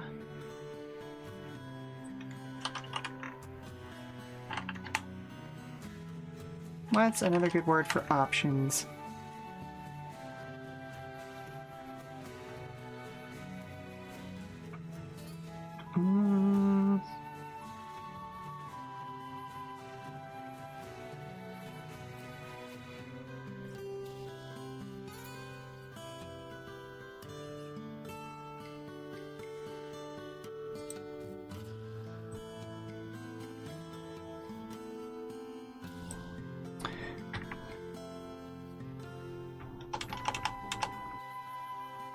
Other possibilities, maybe.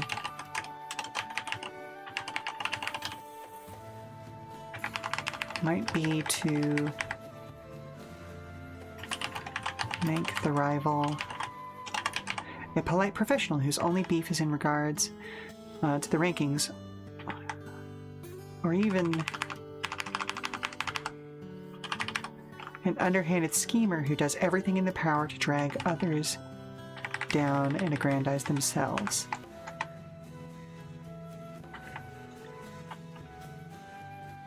Essentially, these are GM's player characters, so they should be just as fleshed out as any other PC, with their own personalities, habits, and relationships to help them feel like a meaningful person within the world.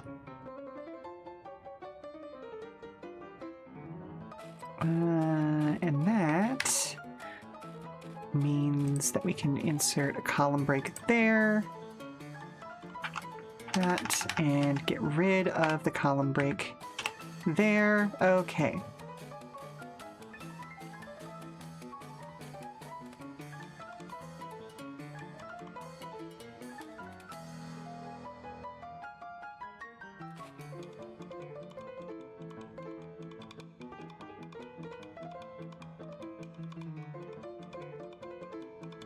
Because they're made in the same way as those characters played by the party, this means they are balanced in a unique way. This means that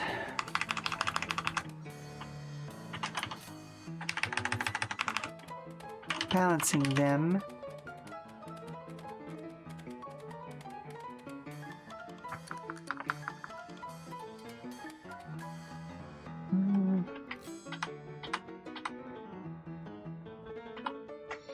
No, I think I got it right the first time. Because they're made in the same way as those characters played by the party.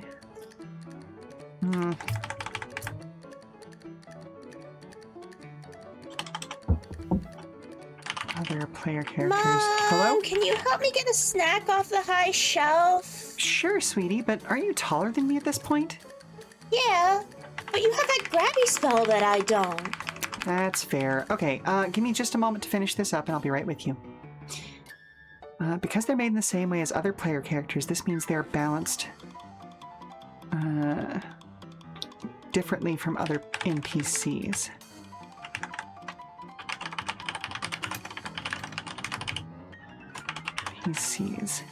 There are two options to help them feel like a reasonable challenge to overcome. Introduce the rival at a sponsorship level that is a few SLs higher than that of the player characters, but keep the rival at that SL for future races. This allows them to wipe the pavement with the party on their first encounter, making them a challenge to be overcome, but allows the party to climb through the ranks and eventually surpass them. Match the rival's sponsorship level to that of the PCs, and increase their sponsorship or their SL at the same pace. This makes them a more consistent and dynamic threat. Ooh. Makes them a more dynamic... this makes them a more dynamic threat whenever they're encountered, but not one that is impossible to beat. Okay. Cool beans.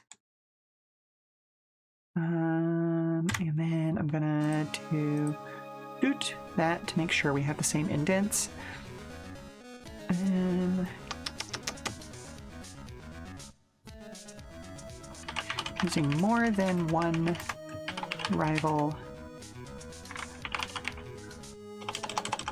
is possible, but should be considered very carefully.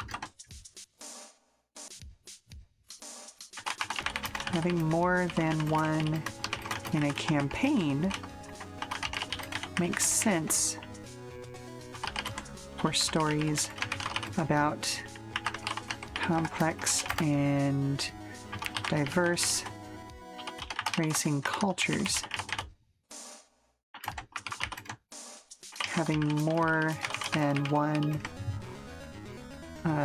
in a given race can quickly complicate a session in negative ways.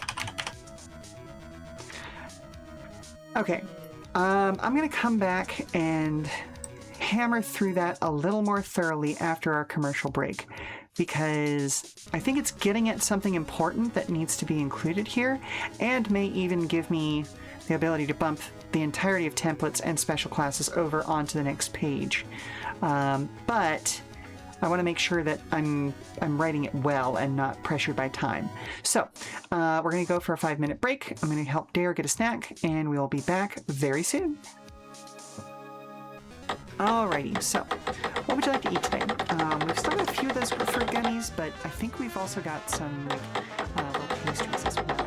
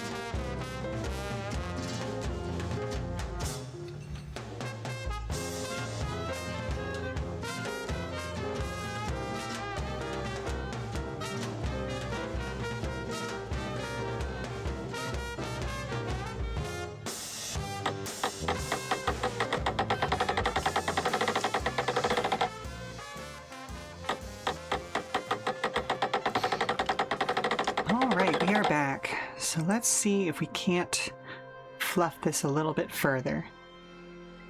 So using more than one rival is possible, but should be considered very carefully.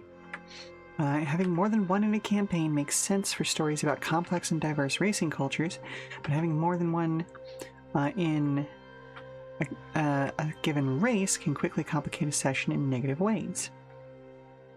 So again, I feel like there's something to be said here, but I don't think that it's framed correctly right now.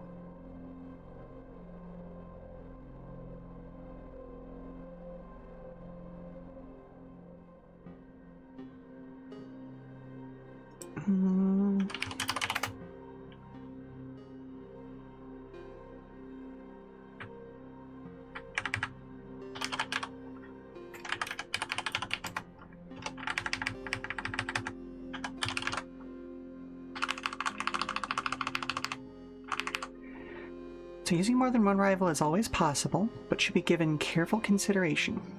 Having more than one in a campaign makes sense for stories about complex and diverse racing cultures. Span large cities or even countries.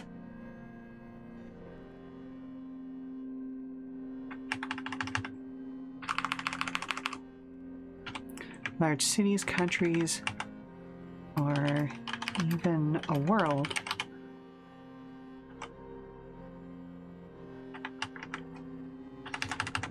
But having more than one in a single race quickly complicate a session in negative ways.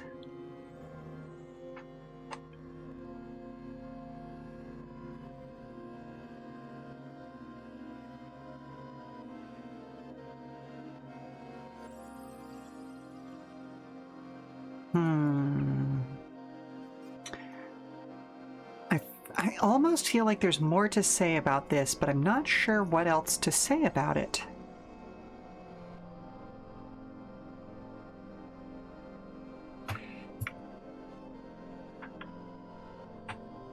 Complicated a session unnecessarily.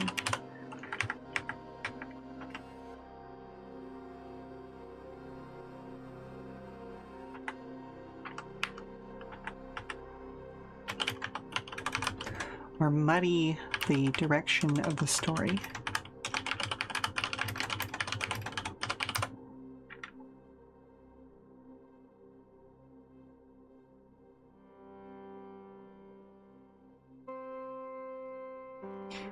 Can we get a greater zoom on the text? Oh, yes, absolutely. Hang on.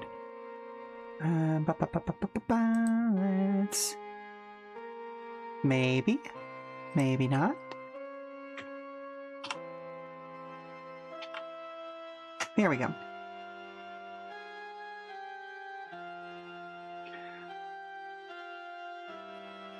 Oh, I didn't even clock this as inscription initially. So, using more than one rival is always possible, but should be given... is always...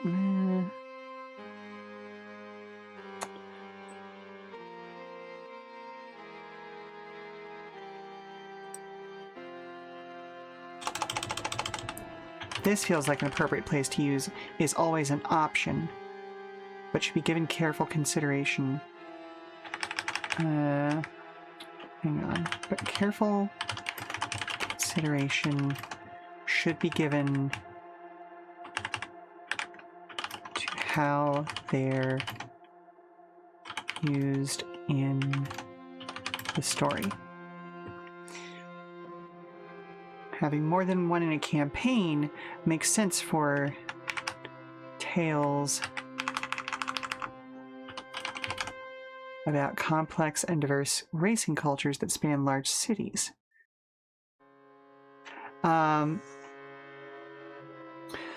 Rivals are designed to be a per group, not per character. They can be either. They're not necessarily intended to be one or the other. They might be a rival for a specific character. Oh, actually, you know what? I could explicitly say that. let me, in fact, add that to... This special role is for those characters that not only lead a crew of NPC drivers, but are proto-drive's equivalent of the big bad evil guy. You might be... their name...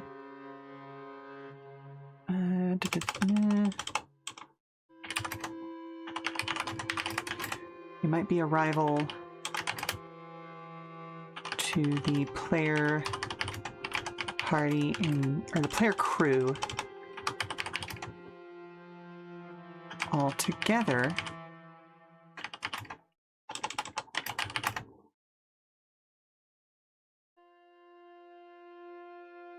Or each PC might have a rival of their own. Yeah, that's a great addition. Thank you.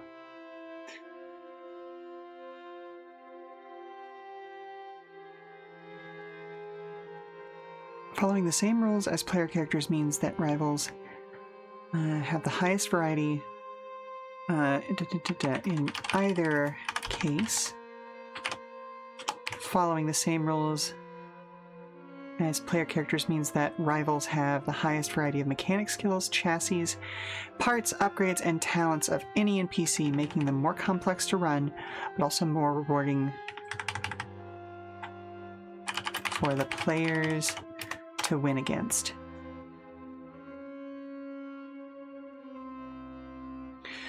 The relationship between the players and the rival can come in a wide variety of flavors, none of them mutually exclusive. For instance, they might be a good friend who enjoys competing... Okay, actually, you know what? Let's start from the beginning to see how well that all gels together now.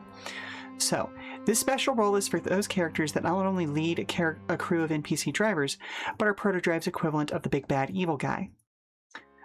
They might be a rival to the player crew altogether, or each PC might have a rival of their own. In either case, following the same rules as player characters means that rivals have the highest variety of mechanic skills, chassis, parts, upgrades, and talents of any NPCs, making them more complex to run, but also more rewarding for the players to win against.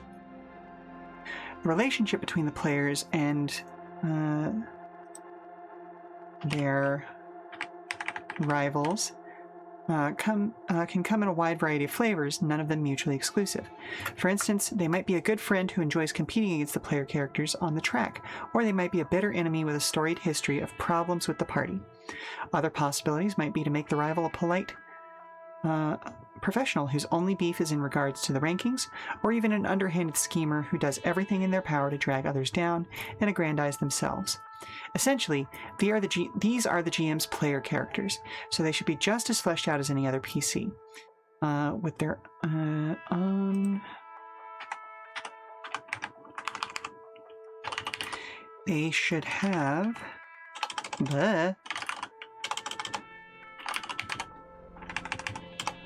their own personalities, habits, and relationships to help them feel like a meaningful person within the world of the game.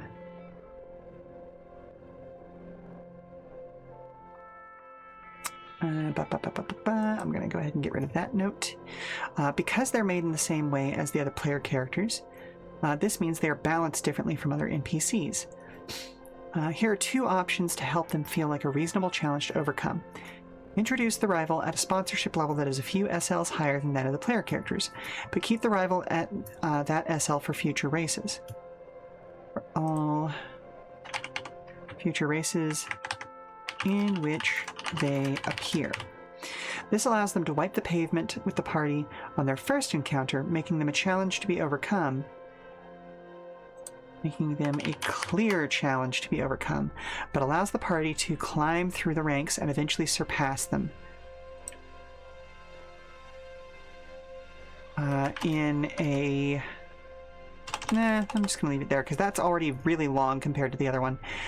Match the rival sponsorship level to that of the PCs and increase their SL at the same pace. This then makes them a more dynamic threat whenever they're encountered, but not one that is impossible to beat. Using more than one rival is always an option, but careful consideration should be given to how they're used in the story. Having more than one in a campaign makes sense for tales about complex and diverse racing cultures that span large cities, countries, or even a world, but having more than one in a single race can quickly complicate a session unnecessarily or muddy the direction of the story.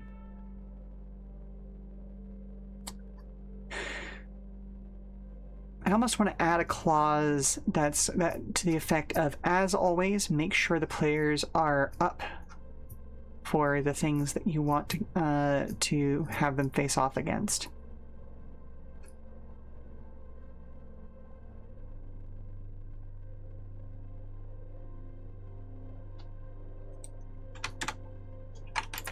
As always, clear communication with or between the GM and players.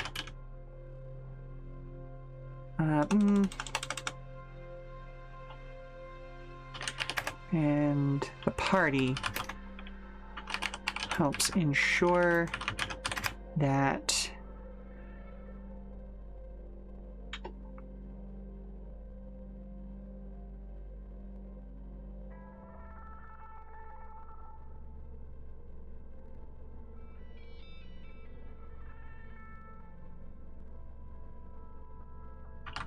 both the story and difficulty feel rewarding for everyone involved.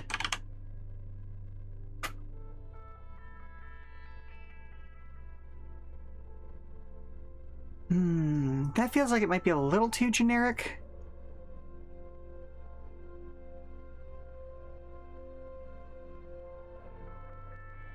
Like, it's true here, but it feels, like I said, too generic.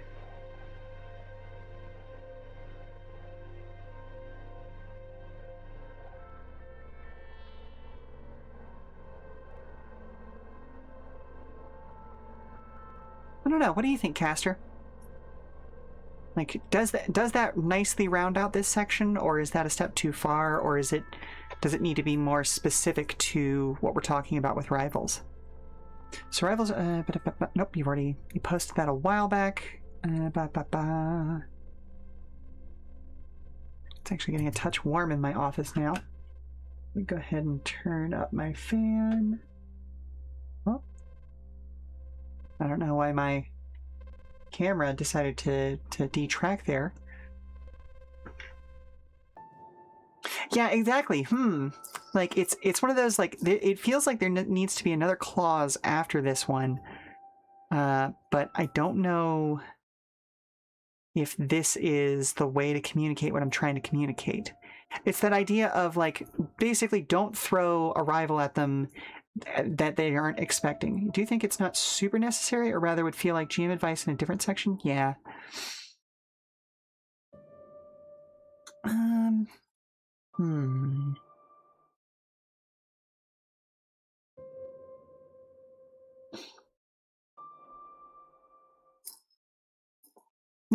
Yeah, okay. You know what? Let's get rid of it.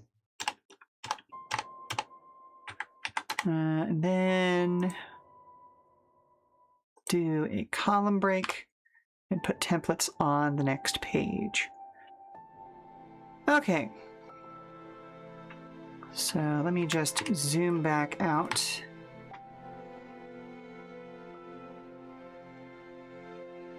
Okay. Yeah, I don't feel bad about how full that page is. So let's talk templates. So templates are supposed to be kind of like a good way, like a good quick way of what we're getting at is that rivals turn the vibe or theme of an arc into a character, right? So we only need to add one if it embodies a theme we want to dive into. Yeah, exactly. Or, you know, like it's not just They can operate as a way of kind of giving a theme a specific character that embodies it. But, you know, who knows? An arc might be about a particular character in the player's party trying to overcome their own difficulties or things along those lines. So, I mean, rivals should be related to that and have some interplay with that at all times. But like, a good example is the first one that I used up here, which was that a rival might just be a good friend who is and just enjoys competing against them. Let's say they're a childhood friend. This arc might broadly be about reconnecting with your childhood friend despite your differences on the racetrack. But it could just be like, oh, hey, here is a nice way of showing you, the player characters, your increasing skills. Like, they went to college a year ahead of you and thus have a little bit more experience, but maybe they've gone back to focusing on their studies. And so they're not practicing driving as much as y'all. They're still skilled. And like, this would kind of make that first thing where like they're at a static SL. So the first time you race against them, it's, hey bud, how are you doing? Like, it's great to see you. You want to try me on the track? And they wipe the floor with you. But with a bit of practice, you can become better than them. Kind of like what's the word I'm looking for here? It's something that's used in a lot of FromSoft games of like the gate NPC.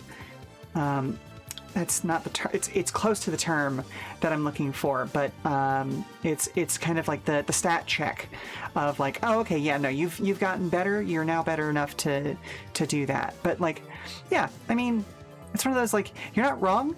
You are definitely correct about how rivals can be used effectively, but I don't know. I feel like there are more places to use about it.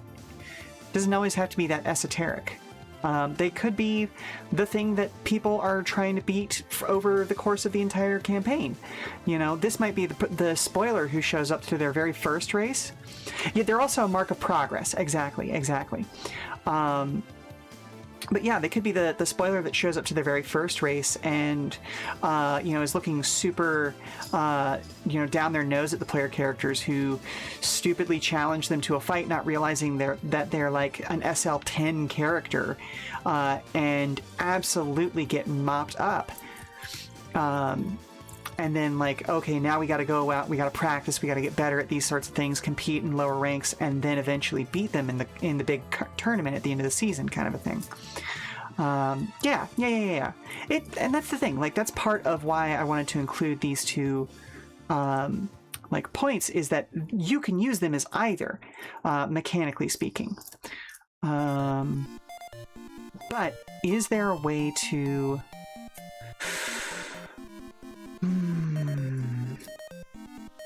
Is there a way to include explicit text about what you were talking about to make that clear that they can be used as kind of a focus for a character arc?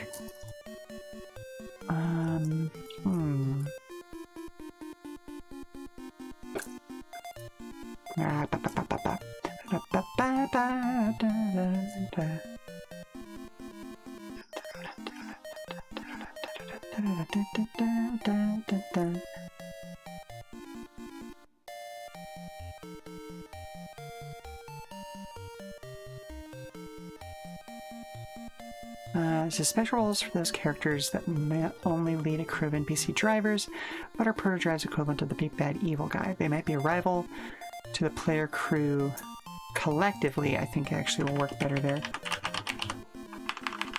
Or each PC may have their own.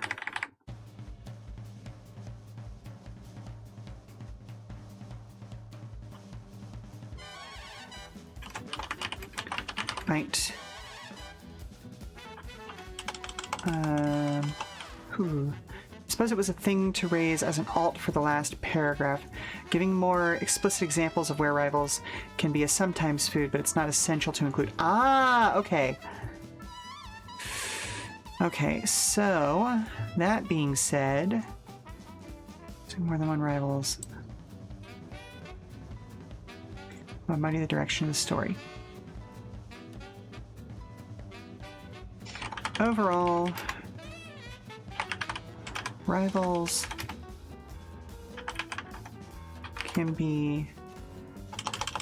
are meant to be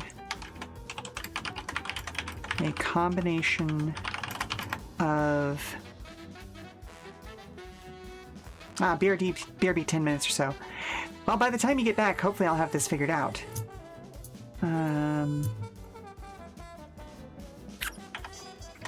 Mechanical challenge.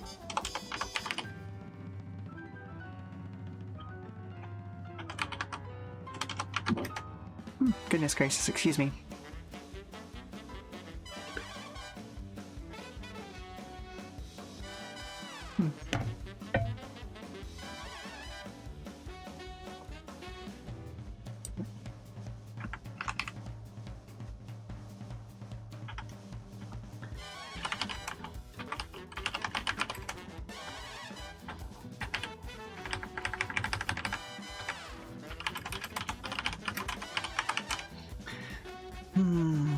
Let's see. How did you phrase it, Caster?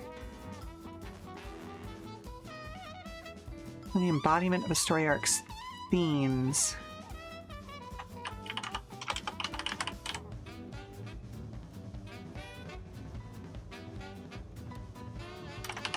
Either for the crew or one of its members.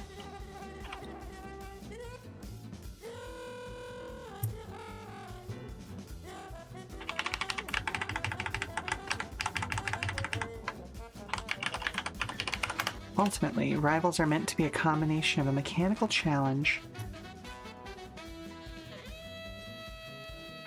on the racetrack and the embodiment of a story arc's themes, either for the crew or one of its members.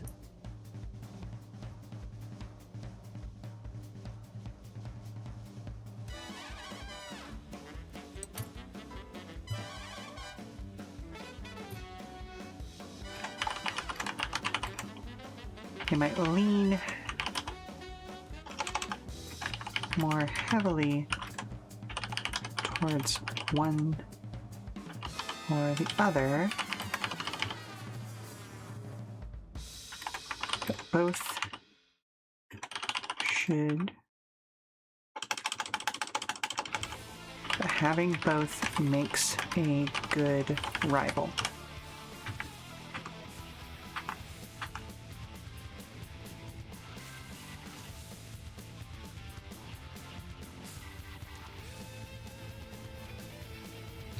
So, ultimately, Rivals are meant to be a combination of a mechanical challenge on the racetrack and the embodiment of a story arc's themes, either for the crew or one of its members. They might lean more heavily towards one or the other, but having both makes a good rival.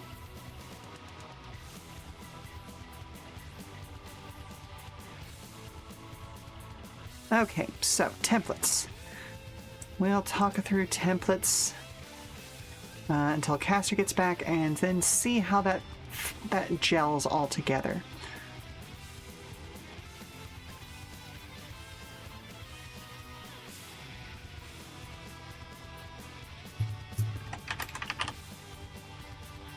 Nah.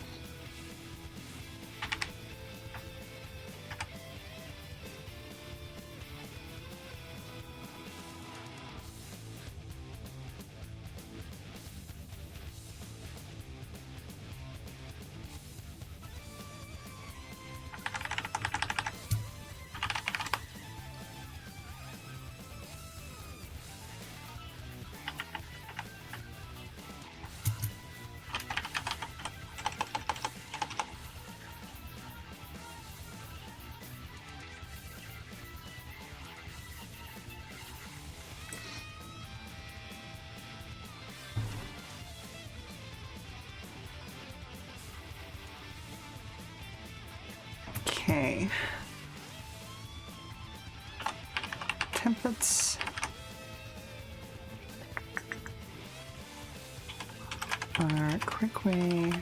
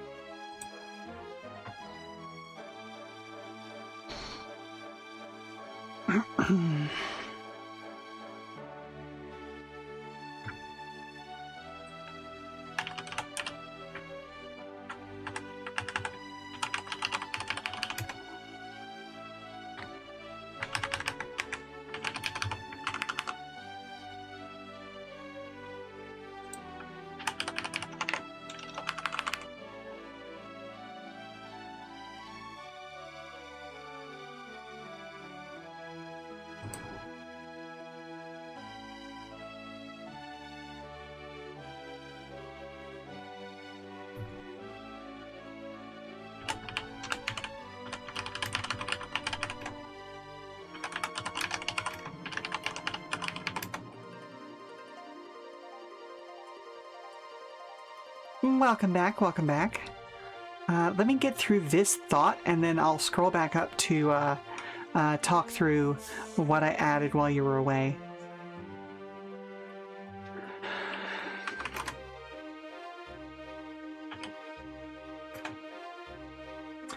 Part of today's co-working was to review and edit of the CV record. It's looking so good. Needed full use of ears. Oh, fair enough, fair enough. 100%. I remain incredibly excited to see how that goes, as well as excited for future work within that sphere.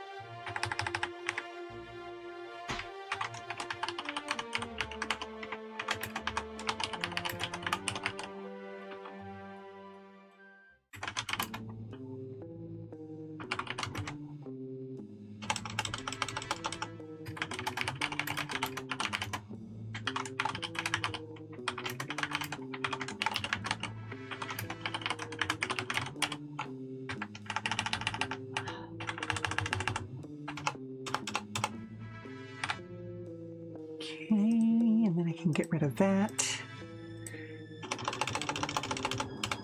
And that is unfortunately... we have 3 lines hanging out, so I might need to shorten some of this down. Oh, hello?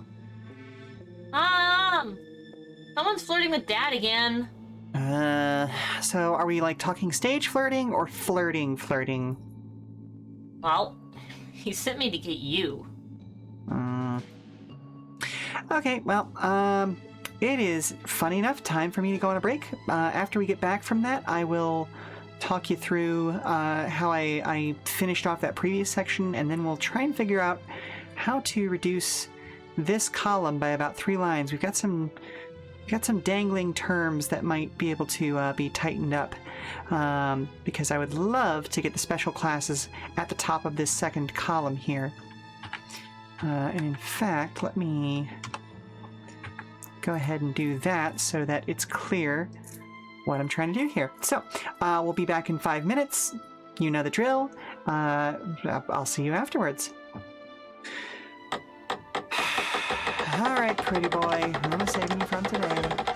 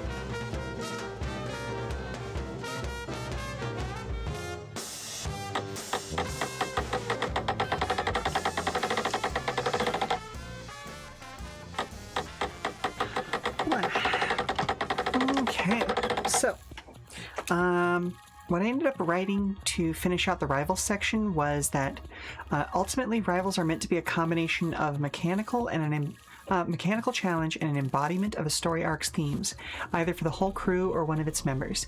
They might lean more heavily towards one or the other, but having a bit of both makes a good rival. And I think that sums up everything on that page fairly well, in a concise way. Now let's go back over, while I'm waiting for you to, for the information to reach all the way across the pond, as it were. Let's go to the templates. Templates are a quick way to adjust the experience level of NPC drivers.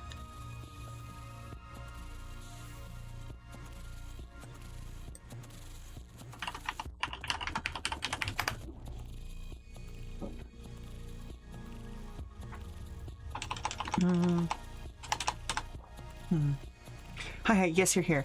I think that's a much tighter read. Okay, awesome, good. That's a quick way to adjust the experience. Relative experience levels of NPC drivers. This helps to create a more interesting. I've used the term interesting and dynamic environment on the road way too often.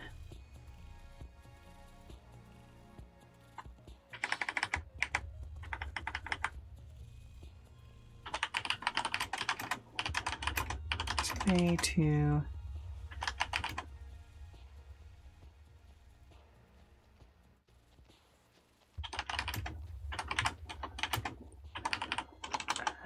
stand out from the crowd without adding anything too complicated on top of the options available to each NPC according to the role.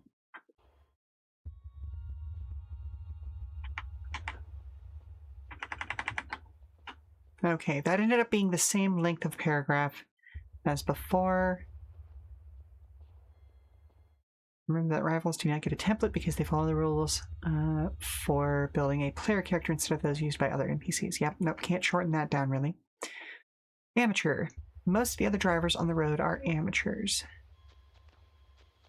Whether they're just a part of traffic,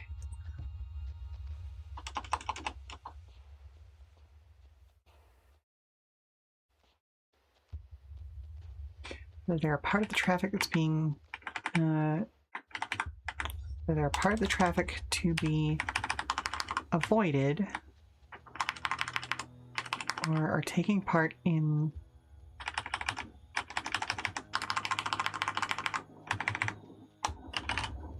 in the race themselves, they're the most common background NPCs. NPCs using the amateur template do not gain any additional actions.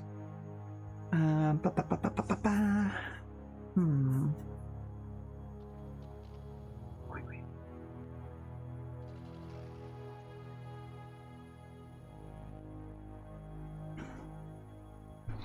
Oh, wait a minute, hang on.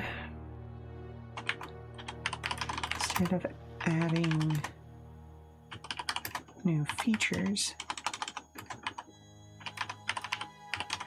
and options like roles, templates simply give NPCs access to additional actions.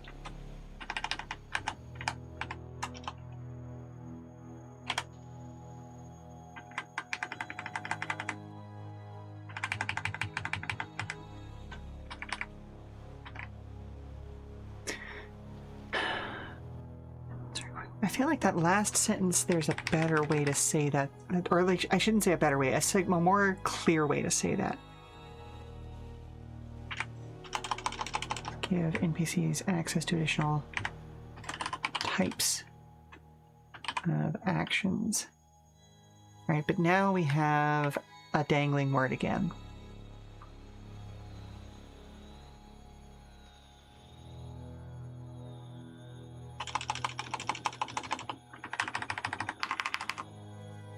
Instead of adding new features like new features, templates give NPCs access to additional types of actions. Okay. So templates are a quick way to adjust the relative experience level of NPC driver. Relative experience level, the perceived experience level of NPC drivers. Instead of adding new features, templates give NPCs access to additional types of actions. Remember that rivals do not get a template because they follow the rules for building a player character instead of those used by other NPCs. Amateur. Most of the other drivers on the road are amateurs. Whether they are part of the traffic to be avoided or are taking part in the race themselves, they are the most common background NPCs. NPCs using the amateur template do not gain any additional actions. Experienced. Experienced NPCs are those who have been a part of the racing circuit for a while or have otherwise received a bit of advanced training. We could just go with a bit of training. But most aren't yet considered good enough to lead their own crew. NPCs using the experienced template gain the overdrive free action. And professional. Whether they're actually employed by a big name company or have just been racing long enough that they've picked up racing long enough to have picked up some sponsorships. Professionals are the NPCs at the head of most other crews. NPCs using the professional template gain the overdrive action as well as the brace and jink reactions. Okay, cool. That is, honestly, that's templates done and dusted.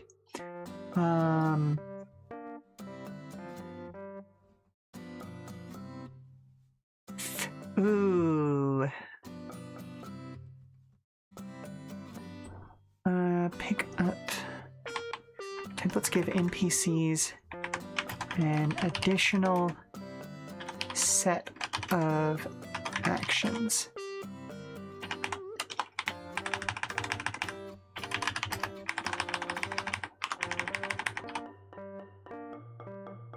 So instead of adding new features, each template gives NPCs an additional set of actions.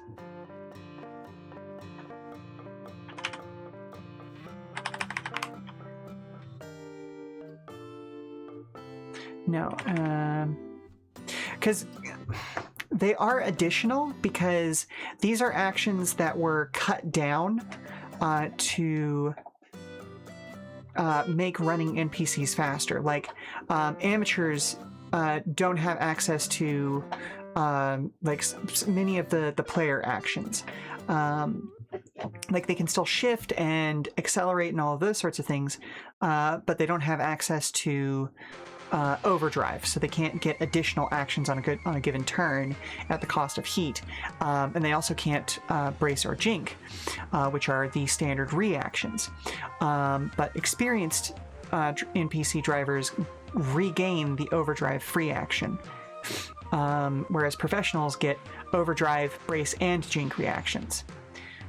So it's basically re-expanding the action type list for more experienced NPCs.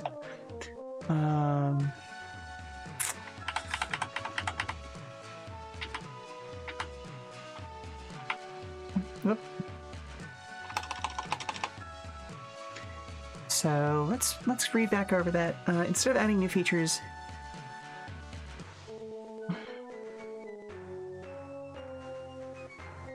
yeah, I think how I stated it still feels the best, because as I said, we're adding to the specific set of actions that all NPCs get automatically.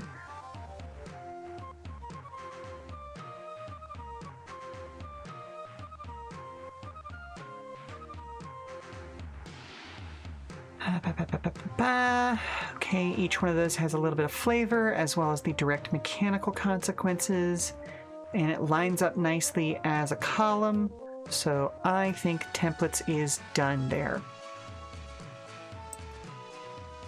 Alrighty, so let's go through special classes.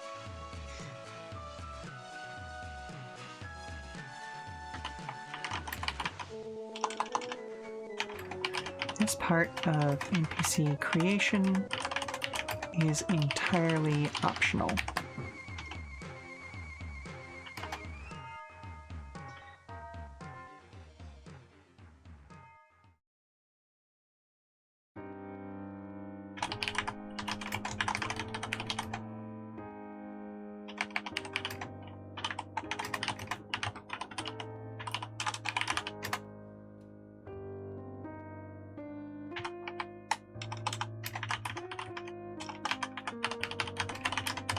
Go beyond.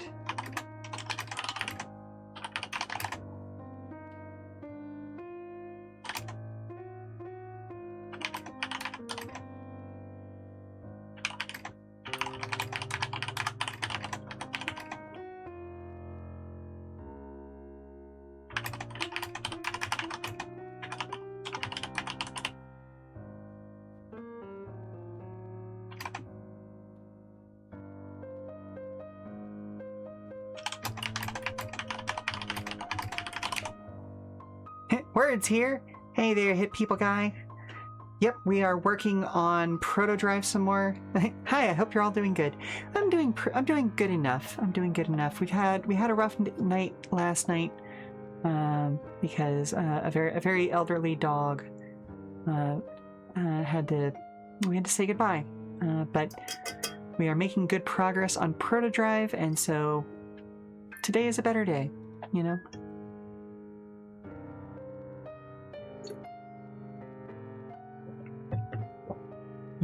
Water. But yeah, we've made a lot of good progress today. We finished off we did some rewording on the Hardy role, finished off the Hot Rod role, and even wrote an entire page for the Rival role. And now we've gone through and kind of very quickly gone through templates and are working on special classes for the NPCs. And once this set is done, we're done with the NPCs for Proto Drive. At least until we get enough data from gameplay to make adjustments to numbers and stuff. Oh shoot, I get that. Losing pets is rough. Plus side, probably gave them an excellent life. You seem to. Oh, well, thank you. Yeah, she was a nice old dog. As much as I would sometimes complain about her being a bit of a speed bump, because she liked to kind of wind around your feet as you walked around. No, she was a good little Muppet. My spouse is taking it really, really hard. So it's my focus when I'm not on screen is trying to make sure they're having a good day and know that they're loved and supported. yeah. The thing was, okay, so we actually got Poochie after we already had several chinchillas. And so, the chinchillas were bigger than her when we got her, because she was a very, very small dog. And so she ended up being really, really good with rodents and other creatures and critters, just kind of because she grew up around them. And understood that, oh, hey, if I play too rough, I might accidentally hurt them. Which made her really good friends with my guinea pig Hamlet, who I also lost a number of years ago. I mean, again, he lived a good life. He lived to be 5, pushing 6, which is old for a guinea pig, you know? But it was really funny watching him bully her because he was the size of a football. And I mean, American football, but it's still pretty hefty for a guinea pig. And so for a while there, he was as big as she was, just about. And he would definitely let her know when there was an issue, shall we say. But I'm gonna miss him. I'm gonna miss him. Miss her, miss him, miss all of our chinchillas. Ah, well. It is what it is. You give them the best life you can, you know? But, on to more positive stuff. Like I was saying, we have made a just huge amount of progress on NPCs today, so let's see what we can do for the special classes. And I don't know if I'm going to finish these this time because we're coming up on... Oh yeah, we are in actually our last segment for the day, so I don't think I'm going to finish this off this time, but we can make some good progress on it nonetheless. So, this part of NPC creation is entirely optional. Special classes allow GMs to introduce characters that go beyond the realms of what one would expect. Thank you very much for the grants. Like, having you here to bounce ideas off of was a great assistance, especially in that rival section. Oh my goodness. It always helps to have people who think in multiple directions, so that I have a better time of like working around my own like focuses, and just hearing what other people want to know about a system helps me make sure that that system is actually rewarding for other people playing the game. The special classes allow GMs to introduce characters that go beyond the realms. Go beyond what one would expect to see in the racing circuit in a variety of ways.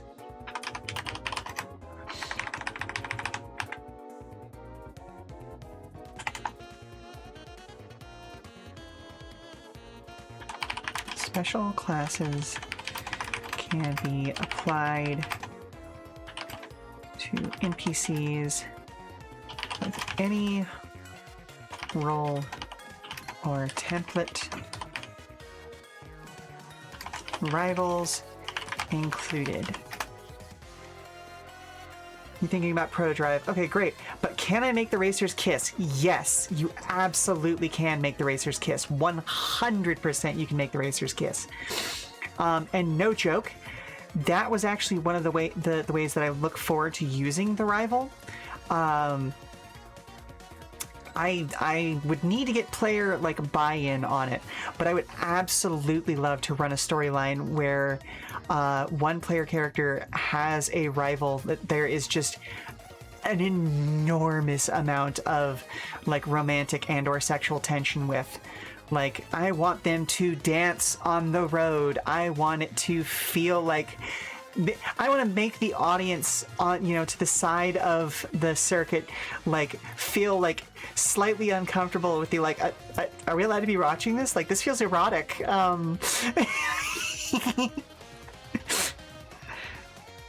Like, I'm pretty sure those two drivers are fucking with their cars,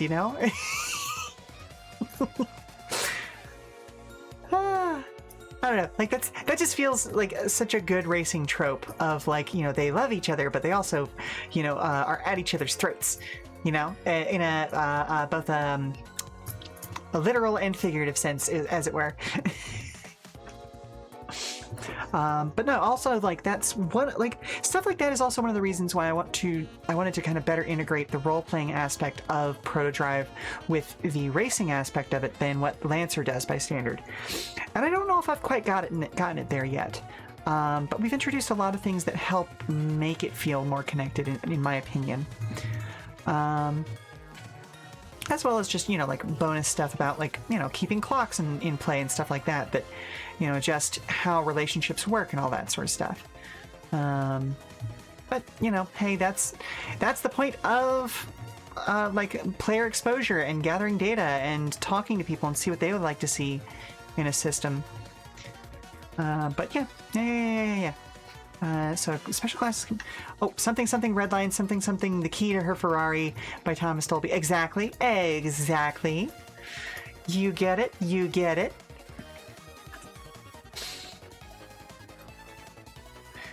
Plus, there's nothing more fun than introducing an NPC that seems inconsequential, but one of the characters or like one of the players gets a crush on, and then being like, oh, okay, noted. Makes note that that's your rival now behind my GM screen. You won't know that until she shows up in a race, or he or they, I'm just thinking about a specific storyline from Initial D where the secondary character like is just being a nice guy and like helps a lady out, and then like is talking to his friends about her and lamenting the fact that like, oh, I will never deserve someone like her, or like he is fully within himself about like, no, she's way beyond my league, this, that, and the other thing, and then like she shows up on the racing track and he is just like, blah, huh? Huh? Oh no! Oh no, now she's more hot! Oh, it was such a fun storyline.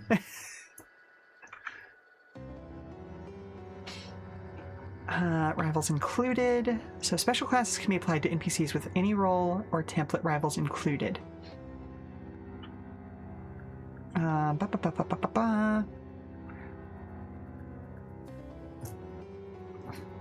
Oh, I'm trying to think of a way to nicely say, ignore your hang-ups about this, because, like, I'm just imagining, like, oh, we're gonna put, like, a Hardy, which is all about off-roading and stuff, like, and, like, high body, like, absolute monsters, but I want it to be a motorcyclist. How do you make those things jive?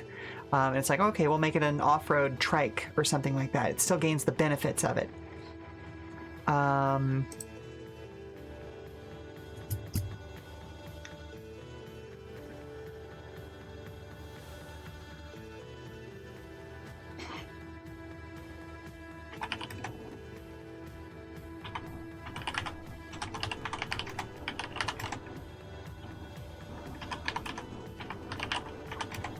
Be flexible with adapting the features present in the previous steps.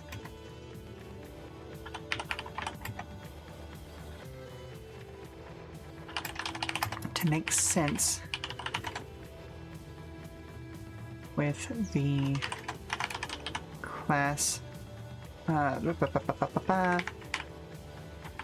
Now,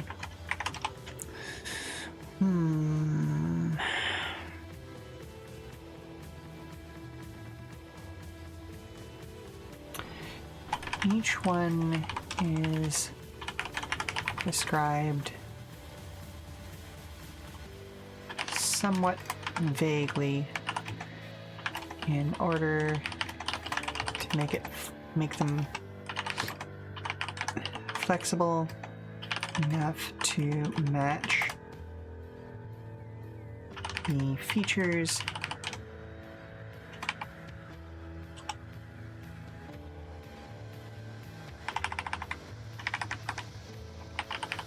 presented in the previous sections? No, I don't know if that's the previous steps.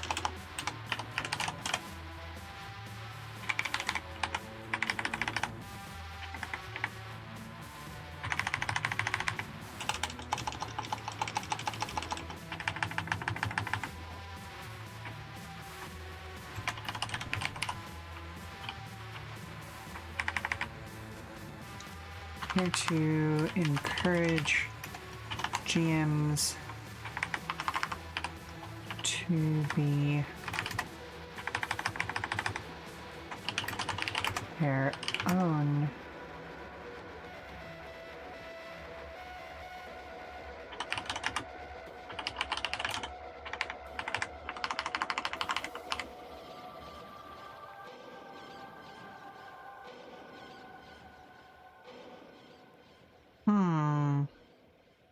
Each one is defined loosely in order to encourage GMs to be flexible in their own descriptions.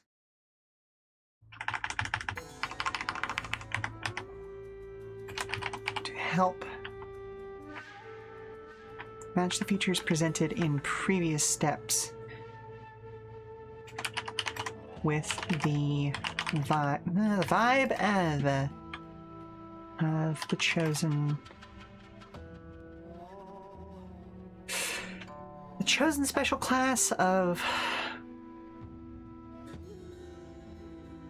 the vibe of each class.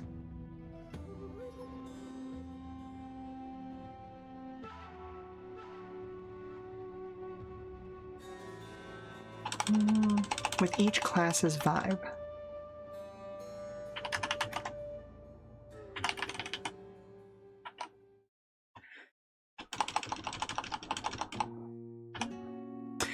Okay, let me talk through, like, how I'm trying to make that, like the point I'm trying to make here.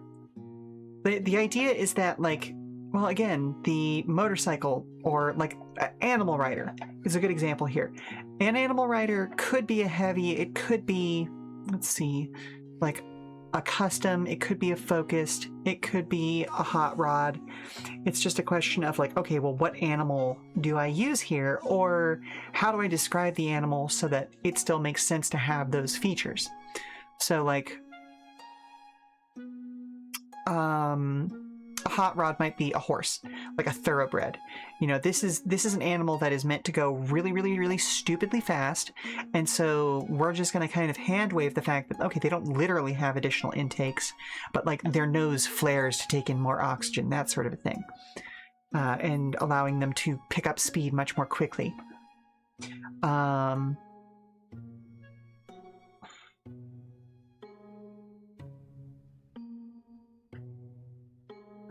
Each one is defined loosely in order to encourage GMs to be flexible in their in how they describe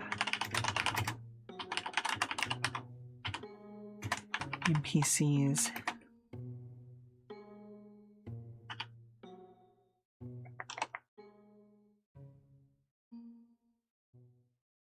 Mechanics to theme of mounts is definitely trickier. I would find that a bit of a stretch as a player. Well, and I mean, like, that's the thing. It also kind of depends on what kind of campaign you're running. Like, if you're running a very silly, over-the-top campaign, then, this exists in a world where, like, super animals exist. Like, I would absolutely run something that, like, the first animal rider that actually popped into my head would be, like, using the Hardy roll, and you're riding a fucking elephant. You know, like, hang on, why is there an elephant here? Are we driving against an elephant? What are we doing? That sort of a thing. But like a drone would make all the sense in the world. Like, this is essentially just a self-driving car, and so it gains an ability to help it match that. Ditto for like, this is a member of law enforcement, and so they have an a trait that, like, if you go over a certain speed, they might like match speed and pull you over and like pull you out of the race for a round or something like that. In your opinion, a brand that's like Farmer Jim's Motor Menagerie as a bonus that's about making racing animal freaks would be sick. Okay, you say that, and there is definitely a DLC in the works for after this game hits its 1.0. Hint, hint, wink, wink, nudge, nudge. We've got a bunch of ideas for like bonus stuff. So yeah, if you wanna maybe contribute to something like that, I would be all ears if you wanna run with that idea, buddy. Because we know that we want to do a classic cars expansion where like we add one extra vehicle for each of the companies that is made to look like cars from like the early 1900s. We know we want to do like a Mad Max expansion that adds combat rules back in, and again adds additional vehicles into it. I want to do a go-karts one that like expands the weight classes that are available and makes things just absolutely silly. Like, everybody's going to be failing control checks, but damage is much lower as a result because they're go-karts. They bump off the sides, but like that's just absolute bonkers shit. We've kicked around the idea of doing like a Yakuza like style like mini 4-wheel drive one where like you don't make control checks. Bad shit just happens to your car, and it's okay. Could you build your car it's just a non-controlled, absolutely like just automatic little vehicle that you put down in a track and let it go and see how long it lasts, kind of a thing. Yeah, no, it would be fun as hell.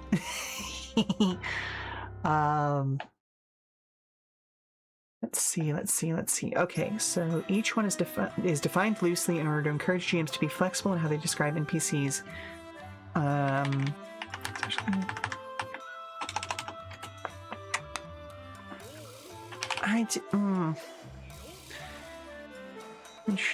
GMs to be creative.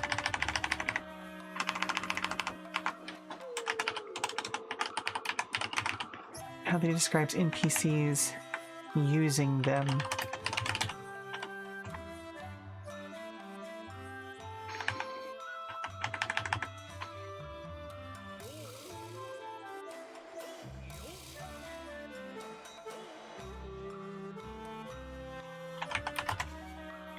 Any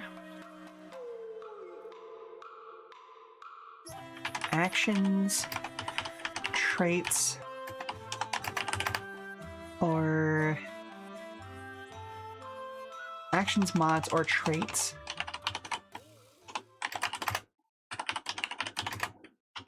added by a special class are in addition to those chosen in previous steps.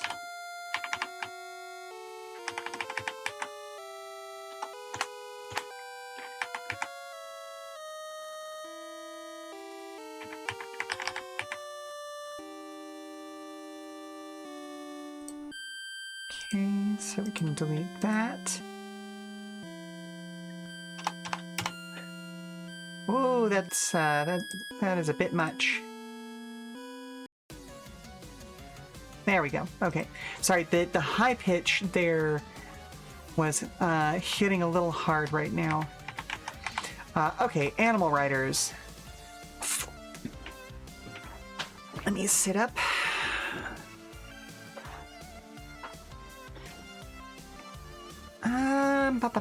Okay, so what's a meaningful thing here? I almost feel like I want to do both a positive and a negative for the special classes.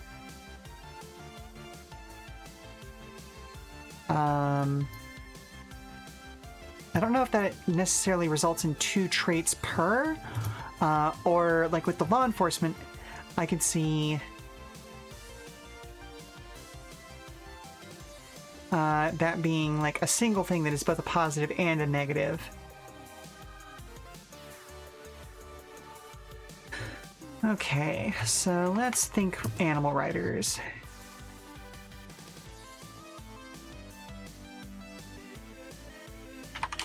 The strangest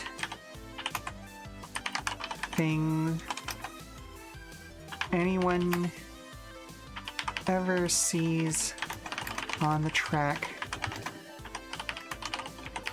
Those people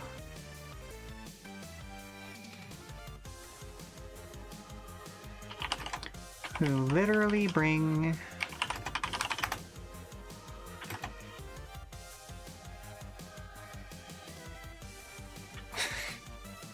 an animal to a car race.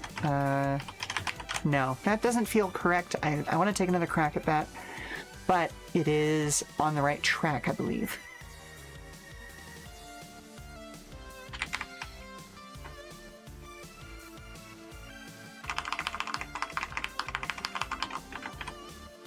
The strangest things on the track are those people who literally bring an animal to a car race.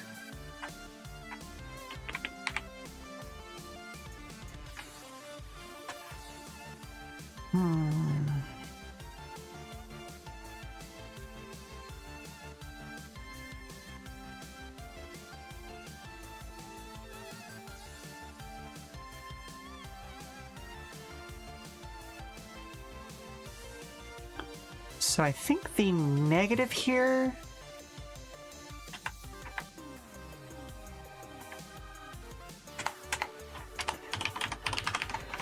so let's do this. Let's set it up so that I have an idea for what each one's negative and each one's positive is. Because that can help inform how I describe these things.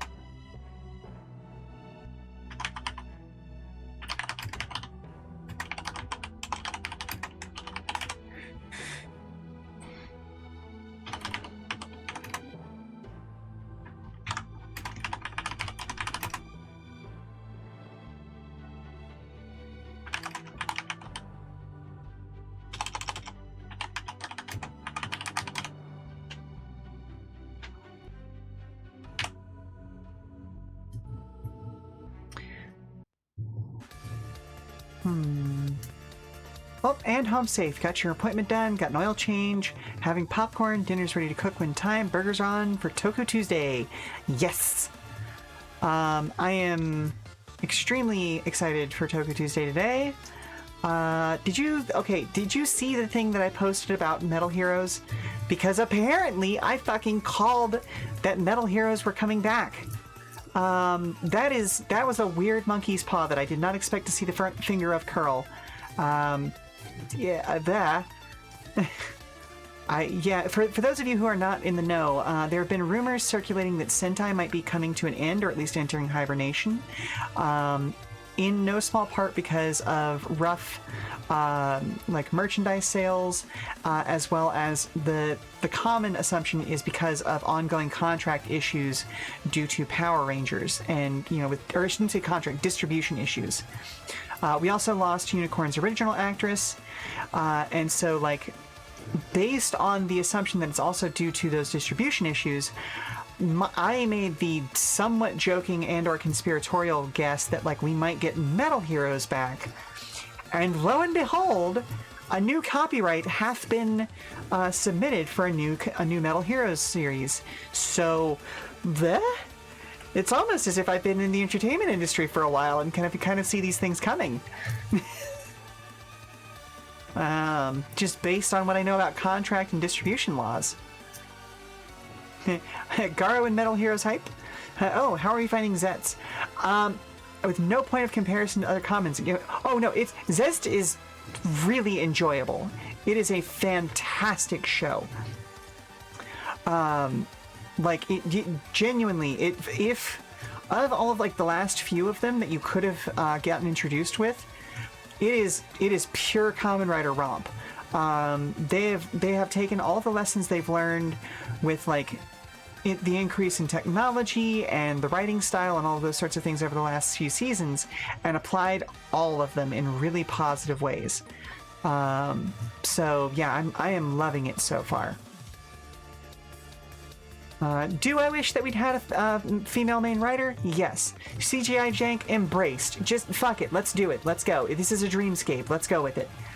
The audience got mad when another series was found to be using AI stuff. Fine. We won't use AI stuff, but we are going to do some weird dreamscape shit. Fantastic. Love it.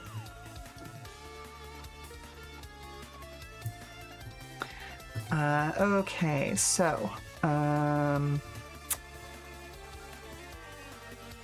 Okay, the negative of... what the fuck happened to the moon in this universe? Oh my god, yes. The spooned out moon is your favorite bit. Yeah. Yes. Someone took a big bite out of the moon. It's made of cheese! Oh my god, wouldn't that be a weird thing to get to literally jump into? The only thing that's wrong with the moon is that someone literally just took a big bite out of it because it's cheese. There's nothing bigger about it. There's just oh my goodness, that would be such a great comedic buildup of that big Mom, no. Have Hello? you seen Mr. Grumbles? Again, sweetie? Where'd you lose track of her? Can you help me find her? Okay, yeah, give me just a second, sweetie. Let's see. We've got a few minutes left until the ad break. I'm gonna focus in. We're gonna try and get some positives and negatives done. So I know the negative I want to do for the animal rider is +2 difficulty on control checks. Just because you are dealing with an animal that is in the middle of a car race, quite frankly. They are freaking out.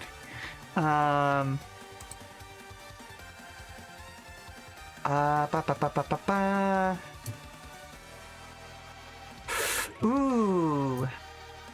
Gives +2 difficulty to any characters, any other characters. Yes, you have the option. Well, NPCs have the option to ride a moose, yes.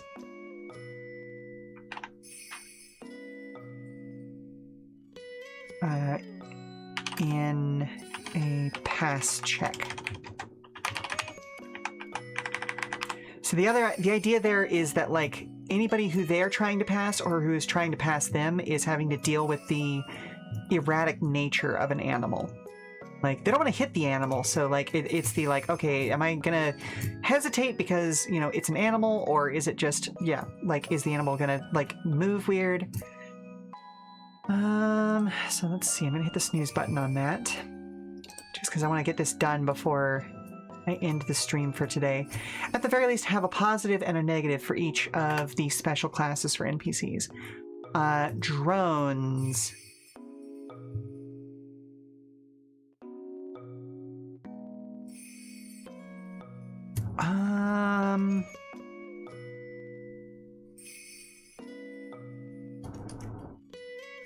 Ooh.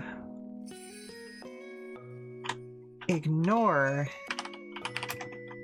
any difficulty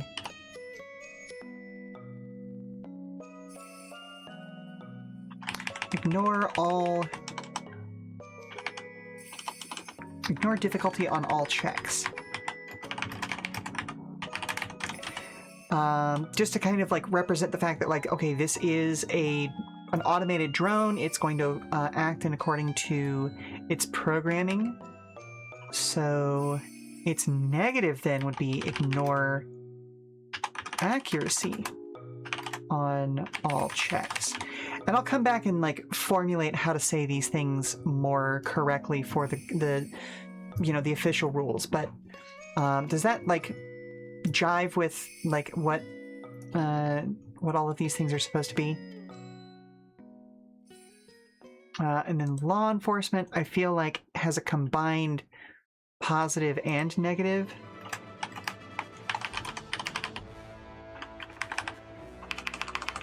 Where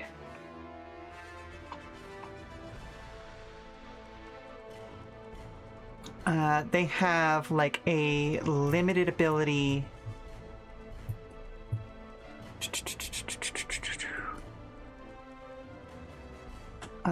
gain pull over action that causes them and one other character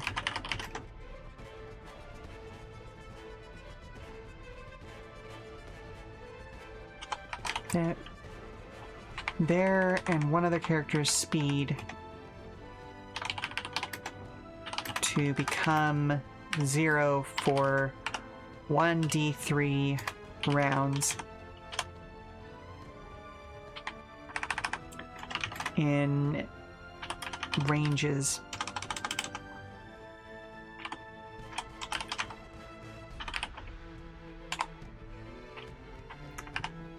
To become 0 for 1d3 rounds, and that's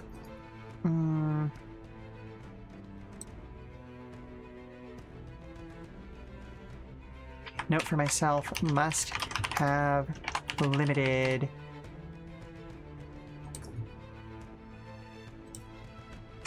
and including this as an NPC type also allows you to use like, oh hey, we're doing a thing with law enforcement on this one. If you exceed a certain speed limit, a new NPC is introduced into the race that is going to try and pull you over, kind of thing.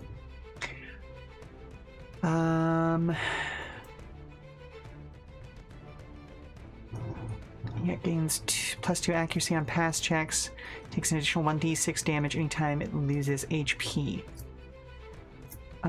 Or do I want to do...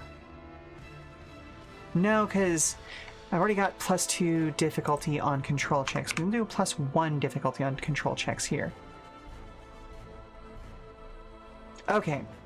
Alright, that sets down the basics well for next time. So I think if all goes well, what we'll be doing next time is finishing out the special classes section for NPCs, and which is essentially going to finish out version 0.8.5 for Protodrive, which, you know, that's basically like all of the NPCs are ready for full player testing at that point. And then if I have time, I would love to do some map work for Return of the Dawnbringers, which is a completely different system that instead uses the Caltrops core mechanics. Because I've got the basic mechanics for that done, as well as the basic mechanics for the first dungeon I want to include with it. I just have not drawn up the maps for it yet. And so I definitely, that's, if I can half and half next week's stream, that would be fantastic. Thank you very much. Good work yourself. I'm very excited to see how the City of Esper's stuff is coming along.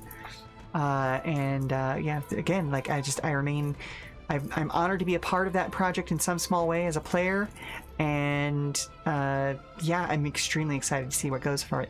So let's head back over to the Just Chatting screen, and I will find a place to send you all off to.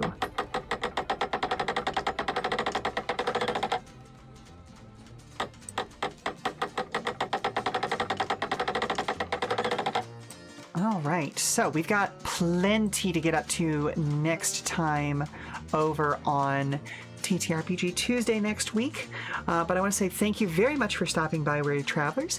I hope you've enjoyed today's stream, and I will be back on Friday, November 21st, to continue the main story quest of Final Fantasy XIV Dawn Trail. We are getting settled in this new reflection that we're in and trying to figure out how to set things right. And I'm extremely excited to see where things go from here. For more information about future streams, keep an eye on our Blue Sky at Come and Go Tavern, where you can find announcements and daily check-ins from the Come and Go.